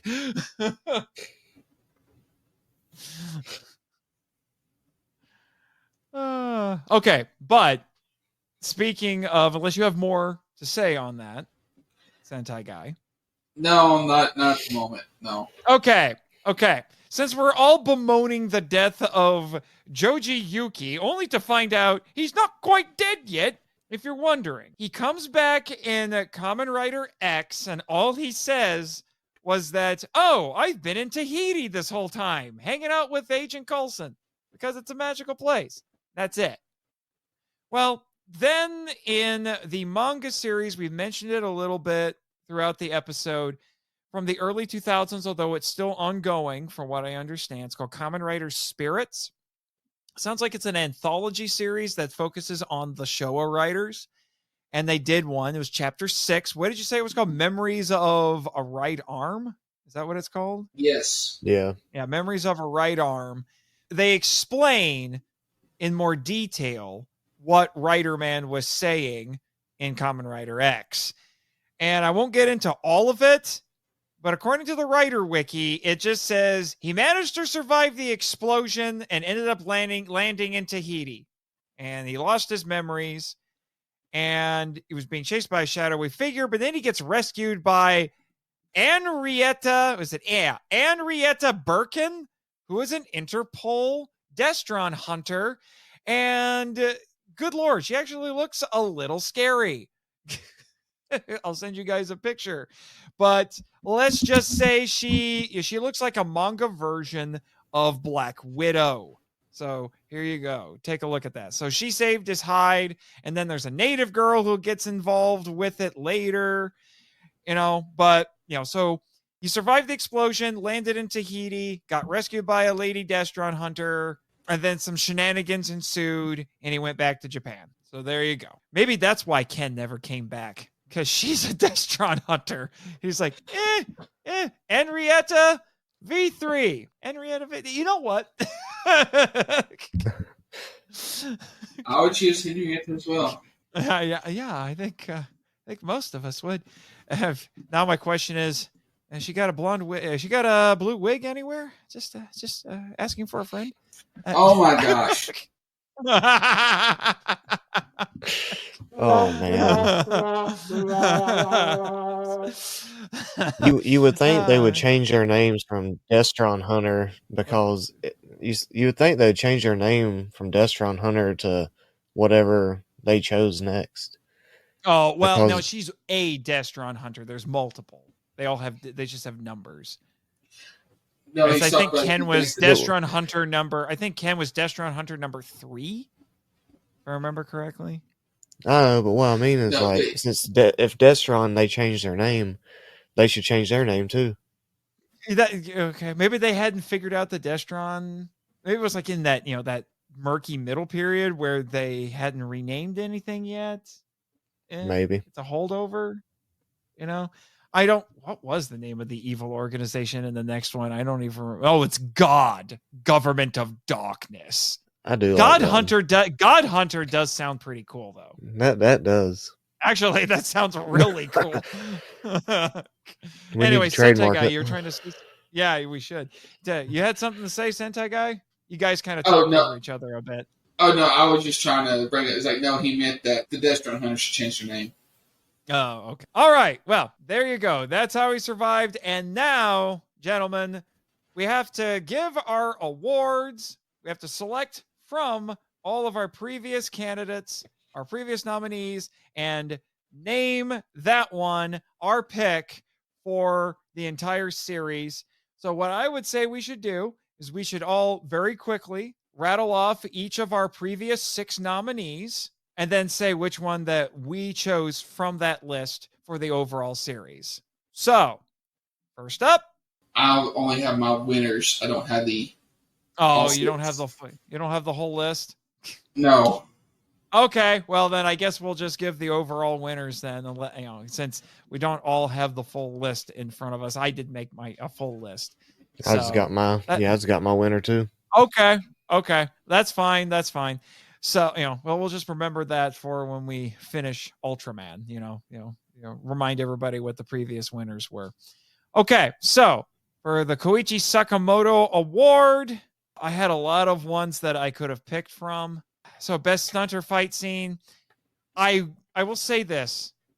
My heart wanted to give it to the Rider Triple Power, which is when we get the big team up when all 3 of our riders finish off the Kaijin of the week together, and they're doing a great motorcycle stunt to do it.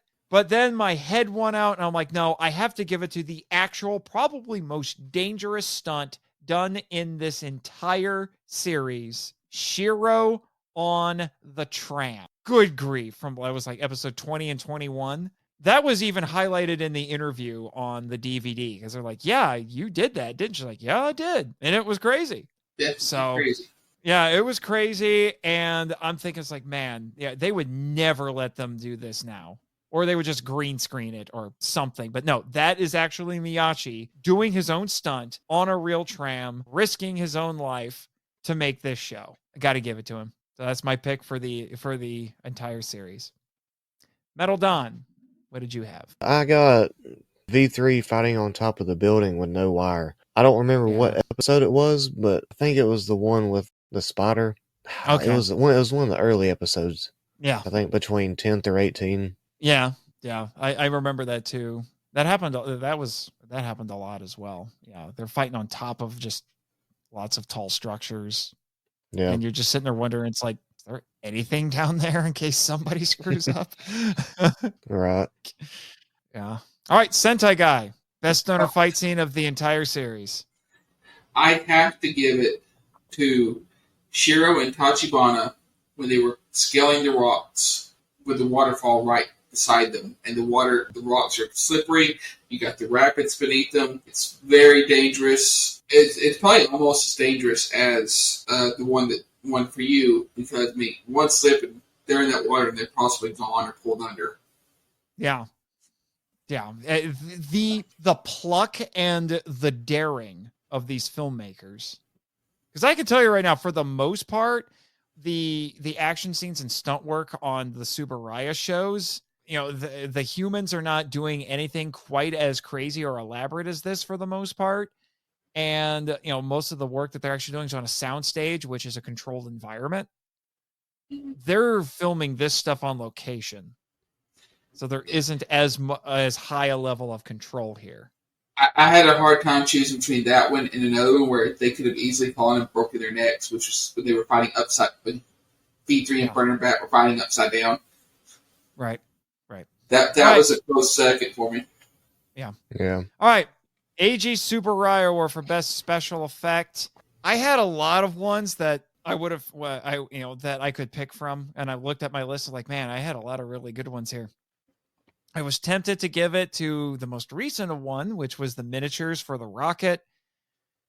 And even though that was probably, considering that was normally outside of Toei's wheelhouse, I ended up giving it, this goes all the way back to episode 3 of our show, the V3 barrier. I'm giving it to the V3 barrier because this actually fooled me. I thought it was an optical effect. I didn't realize that it was done practically until I read the factoids on the DVD. And then once I knew that and I looked at it again, I'm like, yeah, that is practical. Wow. I don't get fooled easily like that. But they succeeded. Dang. So that's why that one. Not the most spectacular effect, but it fooled me. Metal Dawn. I had episode 51, the Pluton rocket. So you went with what I can say. Yeah. Yeah. I thought that miniature was almost perfect. Especially with the scaling was really good with it too. It was. Yeah. The only real imperfection that I personally had with it, I don't know how you feel about it, was there's one little moment where it's clear that the string is kind of lifting it off of that platform to get it to start moving forward. Yeah, because it goes. So it's a little. Yeah, it kind of goes up a little bit. It's a little. What's the word I'm looking for? It's jerky. It's a little jerky. Yeah, but that was it. Yeah, that's what I had too. Good choice. Very good choice. Sentai Guy? Well, I wanted to give it to a Kaijins because I wanted to highlight the amazing suit work that was done. And I might be a little bit recency biased, but I went with Thorn Starfish because, again, I like the simplicity. It was no theme. And I just like the way they utilized the theme of the starfish. All I'm hearing, Jake, is that we need to get him a toy starfish for Christmas. I'll get you one next time I go to the aquarium. I'll get my own, thank you. He'll have a pet starfish. I name you Thorny. I will. Watch me. Is it legal to have starfish as pets? Yeah, you can have them in your aquarium. Okay. No. All right, this one, no, I'm thinking of a different award. But now, Kyo Dialogue Award for the best line from the whole series. This one, when I looked back on what I had, is like, there's a lot of good ones to pick from. Part of me wanted to give it to the eulogy for Joji, but I also wanted to give some sort of an acknowledgement to the epic two-parter where Riders 1 and 2 come back. So I'm giving it to this little speech that they each take turns reciting from from episode 34 of the show, episode 5 for us. Baron Tusk Whatever evil you employ, justice will always win out. Then the next guy says, I think it's Hongo, then Hayato. I could be wrong. Could be getting the order. Yeah, no, I think I got it right. And then Hayato says, evil has never emerged victorious in this world. And then Shiro says, as long as we exist, Destron's aim of world conquest will never be realized. So, the epic 3 hero speech there, I had to give it to it. I had to give something to those episodes, like I said. Metal Dawn? I'm going back to episode 3. Well, episode 1 for us. Mm-hmm. V3 tells TV Monster, under the sea, your hypnotic ability will only be half effective. TV Monster says, watch me. Oh, yeah. TV Fly. Yeah. Yeah, because of the irony of the whole thing. Yeah. Yeah, that's pretty funny. All right, Chris. All right, I'm cheating because it's cheating? Yes, because it comes from the same person, but their book ends, and these 2 lines encompasses the entire journey. As of this day, I forsake my humanity. I will become a demon to avenge my family. Shiro. Then, Kenichi, you're not the only one without parents. Never give up. Keep cheerful and open-hearted. Never forget to smile. Shiro. Oh, okay. I see what you did there. So you're kind of nominating 2 winners from past episodes because they bookend each other? Yes. Okay. It encompasses Shiro's growth over the show. Right. And hey, you're a host. You're allowed to cheat. Yeah. We're not going to argue with you. All right. Now, this next one, I feel like I'm the one who's going to have a bunch of nominees for this, and you guys, as I know you guys repeated a lot for the Space Deputy Award for the best character. But I got to admit, it was hard when I look back at this, because my nominees included Tachibana and Shiro, Martial Armor, Writers 1 and 2, Mantis Meringue, who is still one of my favorite kaijin in the entire show. All 3 of us end up nominating Shiro, Tobey, and Martial Armor.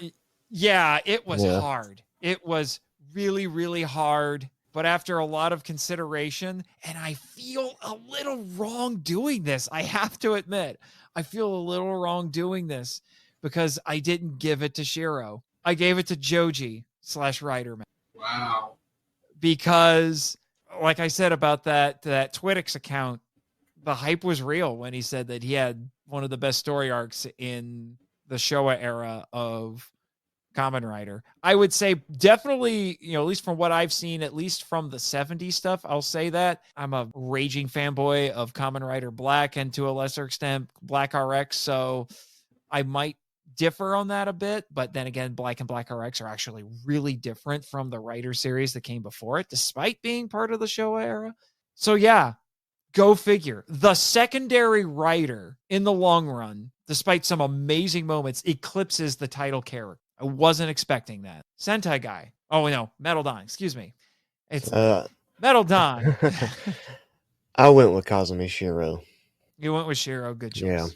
I think throughout the whole series, his development was good as an actor and as the character. Yeah. He's a great protagonist. Like I said, that's why it was hard.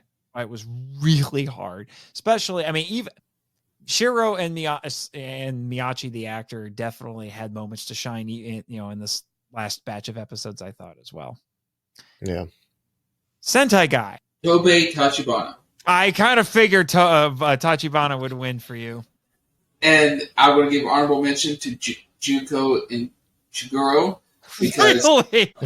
Yes, they were consistent in the show. They were consistently helpful. Yes, they got captured, but it was not because they were being stupid. It was because they were being helpful whenever Shiro could not be everywhere at once, and stuff needed to be done. And there were several times that V3 would not have succeeded without them. But I got to give it to Tobey because, one, the Rider Scouts and Juko would not be effective without his training. And whenever he showed up, he sewed the scenes, and he was the backbone of the entire series and was a mentor for everybody that came in through his little sports shop. Right. All right. Jason David Frank approved award for the best performance. This was a hard one. Another really hard one because, I had Akira Yamaguchi as Riderman. I had Hideo Yamamoto as Dr. Shinigami. Tetsuya Nakayashiki, who was the V3 suit actor, because he did some great work in this. Akiji Kobayashi as Tobi Tachibana. Goro Naya as the great leader. It was hard. It was really hard. But because I didn't give it to Shiro, the character, I, kind of split, I'm splitting hairs a little bit here, kind of to make it kind of break even. I'm giving it to Hiroshi Miyachi as Kazami Shiro Kazami, in large part because he did a bunch of his own stunts, but then you have moments like what we've talked about in this episode where he gives a genuinely great performance, where it's not just about being a big dang hero. It's about being a wounded, a vulnerable big dang hero who is doing his best to help and inspire other people that he meets along the way, because he feels a sort of kinship with them, particularly with Kenichi and Joji, I would say, in this last batch of episodes.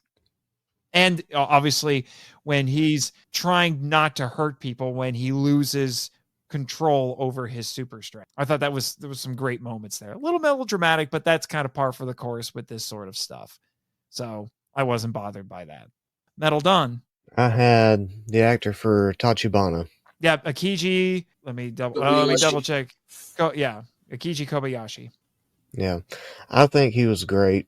Every time he was, in the scene, he just stole it with his acting. Whether he was giving a speech or telling, slapping Shiro around, telling him to do better. Yeah, he Tough was love. Exactly. Yeah. Yeah, and Tachibana is, if I remember correctly, I think Tachibana is going to be the mentor for all of the writers all the way through Super 1. Good. At least Super 1. I don't know if I don't remember if he's in Zet Cross or not. I'll double check that.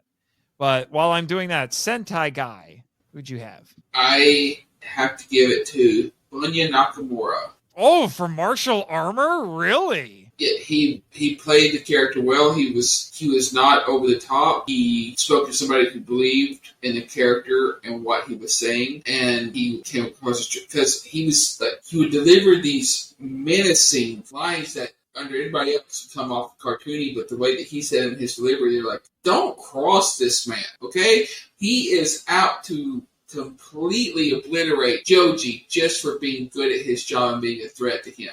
Right. I don't know if martial armor would have been as effective in anybody else's hands. Okay. Judging by what I'm seeing here, I was a little off. He's not in Super 1. He did come back for X and Amazon and Stronger, but that doesn't look like he was the mentor for Super, near as I can tell. And he's not in Black or Black RX, obviously. Yeah. But yeah, he got brought back a lot, and with good reason.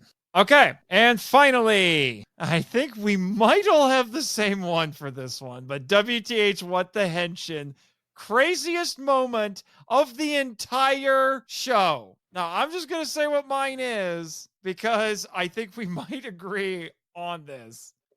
But the utter murder of that poor woman in that sacrificial scene in episode 31. That's what I got. You had that too, Metal Dawn? Yeah. Okay, what about you, Sentai Guy? Is this unanimous? Is it unanimous? I'm afraid it's not, because... It's not unanimous? Come my frick gosh. on! What could possibly be nuttier than that? Like, we Mountains of children's bodies. What? Mountains of children's bodies. Oh, okay, fine. Mass child murder. The one thing that can trump that sacrifice scene. Sure, because fine. Whenever you come into that episode, you see children's faces covered in blood, and then they start mowing them down, and you see them dropping like flies, and they are not pulling punches with it. I'm just like, they are really showing that they're evil now.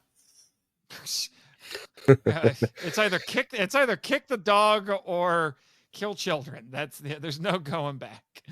Mm-hmm. I was going back to I did not even nominate that for an award. I just wrote mass execution for the kids. I guess I missed the part where there's. I don't know. I guess it just didn't register with me for some reason. Yeah. Probably because I have to, and it's a quick flash of a scene where it's going through, but it's right at the beginning. Like you come out of the beat theme to bloody children being gunned down, and then you have Joji just like, "What are you doing?" Understatement of the decade, right? Yeah. Yeah. All right. Well, that was interesting. One of these days, I hope we have a unanimous award between the three of us, whether that's for an episode or for the entire series. I really thought that sacrifice scene was going to do it. I really. It was close, but the child murder took it for me. Darn it. All right, well, let's start wrapping things up. Well, wow, gentlemen, wow. We have officially come to the end of our first chapter on this show. How do you feel about that? Woohoo! Feels good. Yeah. It was a good experience. Yeah. This is now the fourth Kamen Rider series that I have seen in its entirety. And this is my second. Your second? So your first one was Fives? Yeah. Okay. So I've seen the original, this, and Black RX. Well, but is this your first complete Rider series, Sentai Guy? Second, and it's your fifth. Second. Well, Black Sun. No. I watched Black Sun too. So 3. Oh, okay. So yes, it would be 5. It is 5 for me because I like forgetting about Black Sun. That's why. I don't. So it's your so this would be what, your second then? It's my second. Your second. Your first one was Black Sun. Then my first movie was the next, which I will admit, crazy but fun. I was going to say, now that you've actually seen the show that inspired that movie, how do you feel? Parts of it, the character of Shiro makes a lot more sense. They played into his anger more, since it's him showing up, how he's gone cold, like, I am going to kill my enemies.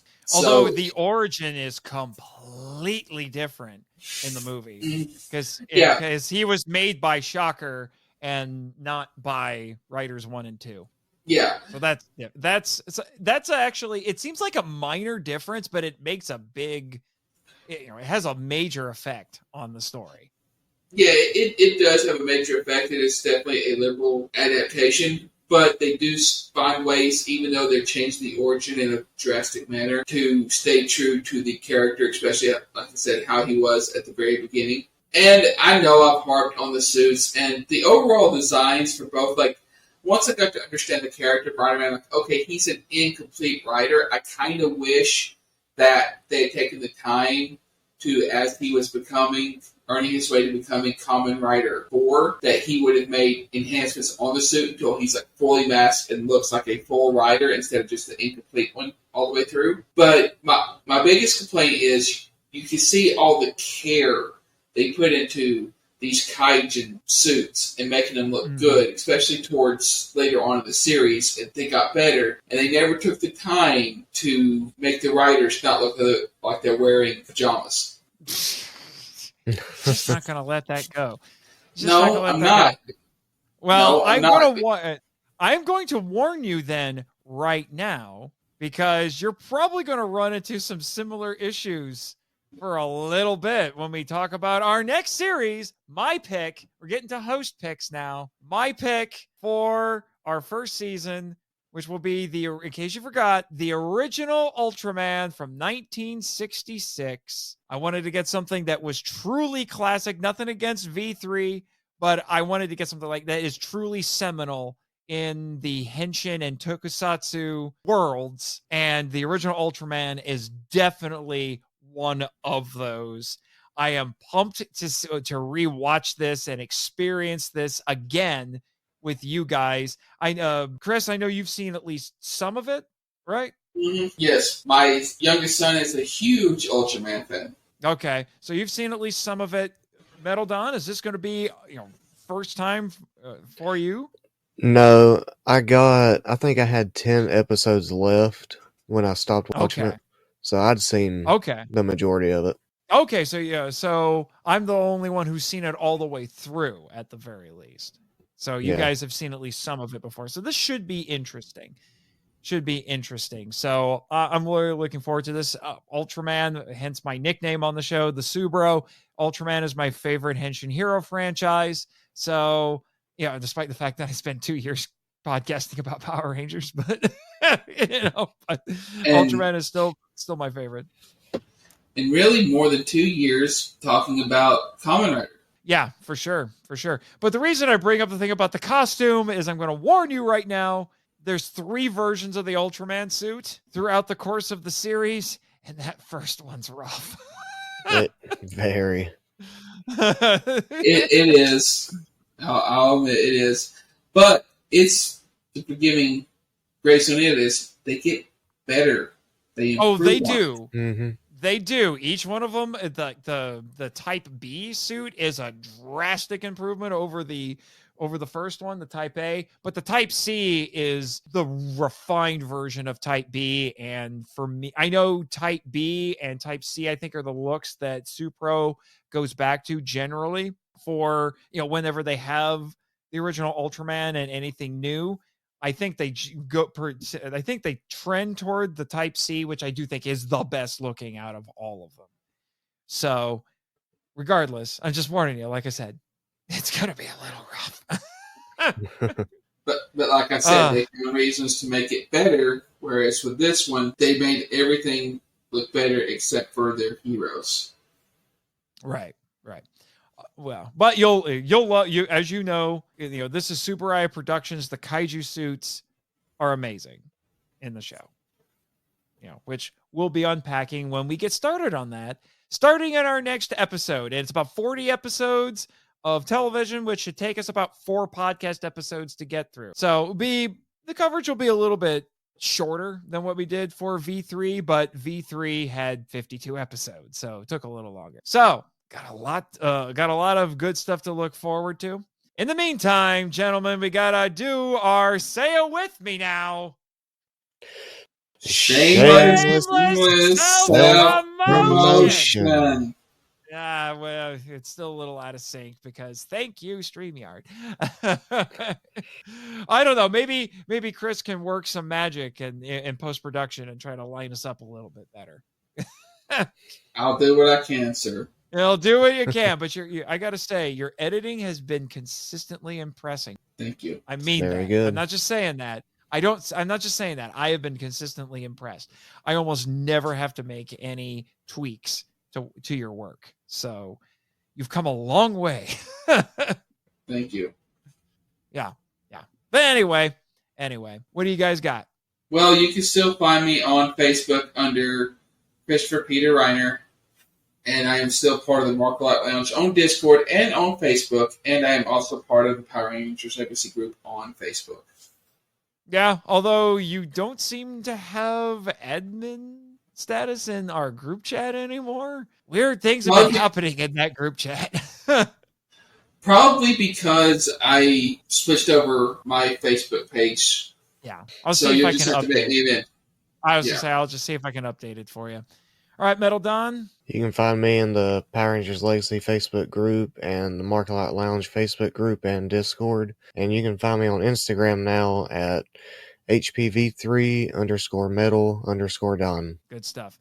And for me, check out my author website, nathanjsmarchand.com, so you can keep track of all of my, my new book releases. I'm still working on that short story collection I've been mentioning here and there that Mr. Sentai Guy has kindly looked over for me. But that'll hopefully be one of several new titles that I hope to have out in the coming year. I'm going to be republishing some old stuff that is kind of gone out of print, so I want to get it back in print in some form or another. And I'm still hoping to publish my first comic book in the coming year once I do a little bit more reading on how to write a comic book. Also, check out my other podcast, the Monster Island Film Vault, the podcast seeking entertainment and enlightenment through tokusatsu. If you like what we're doing here, go over there to listen to me wax academic about kaiju and tokusatsu films. You can also enjoy some wacky shenanigans with the ongoing plot line on some audio drama segments in there. If you've heard me talk about, doing podcasts, quote unquote, in kayfabe, go listen to that. You'll understand. And definitely check out the Film Vault's Patreon page, which I call MIFV Max, for more awesome extras. Thank you, Danny DeManna, for that name. These two gentlemen here are proud members of MIFV Max. And in case you guys didn't know, I actually just posted a little bonus video for all of the patrons on there. MIFV Max number 32, where I do a physical media showcase for all the titles that I'm doing for season 4, the current season of the show. I actually had some requests from some people on social media. It's like, hey, can you do more stuff like this, showing us your collection? And I'm like, why not? So if you haven't seen it already, go give that a check. Go check that out. And I'm also a contributing writer to the website Kaiju United. In fact, my latest article was a review of issues 3 and 4 of Godzilla vs. Mighty Morphin Power Rangers Part 2, Electric Boogaloo. Things get crazy in those issues. Seriously. Absolutely nuts. And that's saying a lot. So go check that out. And I also contributed to Giant Bug Cinema, where I was saddled with writing about the monster from Green Hell because nobody else wanted it. And I came in late, so all the good movies were taken. Oh, well, it was Rondo Award nominated, so I'm not going to complain. The book, not my chapter, but the whole book was. And then also go check out Scyther Inc. Productions with their fan-made audio dramas. And now it's turning into a whole universe at this point. The Scyther itself is run by Carl Dutton, but now he's got friends who are running different corners of it at this point. You can hear me notoriously as Rito on Power Rangers, the audio drama, and hashtag Rito Lives. That's all I'm saying. And as Deadpool on X-Men, the audio drama. And as of this recording, I will be making this weekend my debut, finally, as Johnny Storm, baby, on the Avengers Avengers, the audio drama. And I have talked Mitch McFarlane, who runs that show, into doing a Fantastic Four one-shot at some point in the future, because he says that he has an amazing cast for the Fantastic Four, so he wants us to have some more stuff to do. Also, I just got cast as John Jameson for Spider-Man, the audio drama, which is also part of the Scytherverse. Congratulations. And as far as Johnny Storm goes, may you make sure you hold on to your skin. Yeah, for sure. Or don't insult Cassandra Nova.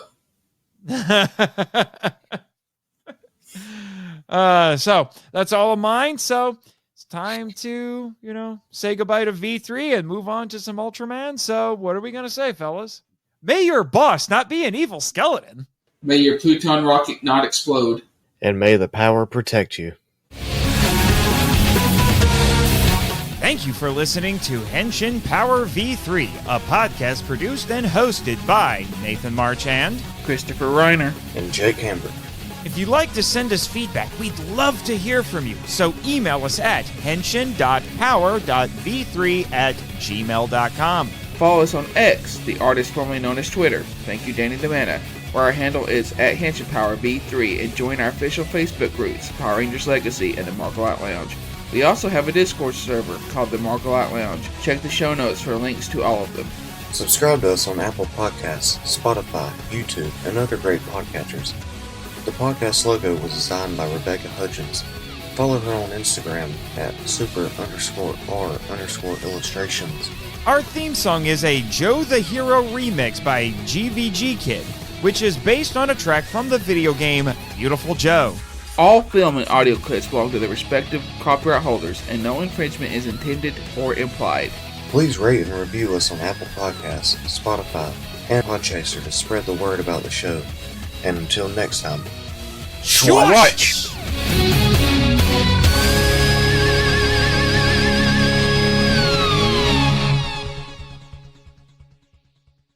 This podcast is copyright 2024 Moonlight Ninjas Media. Ha ha ha ha ha ha!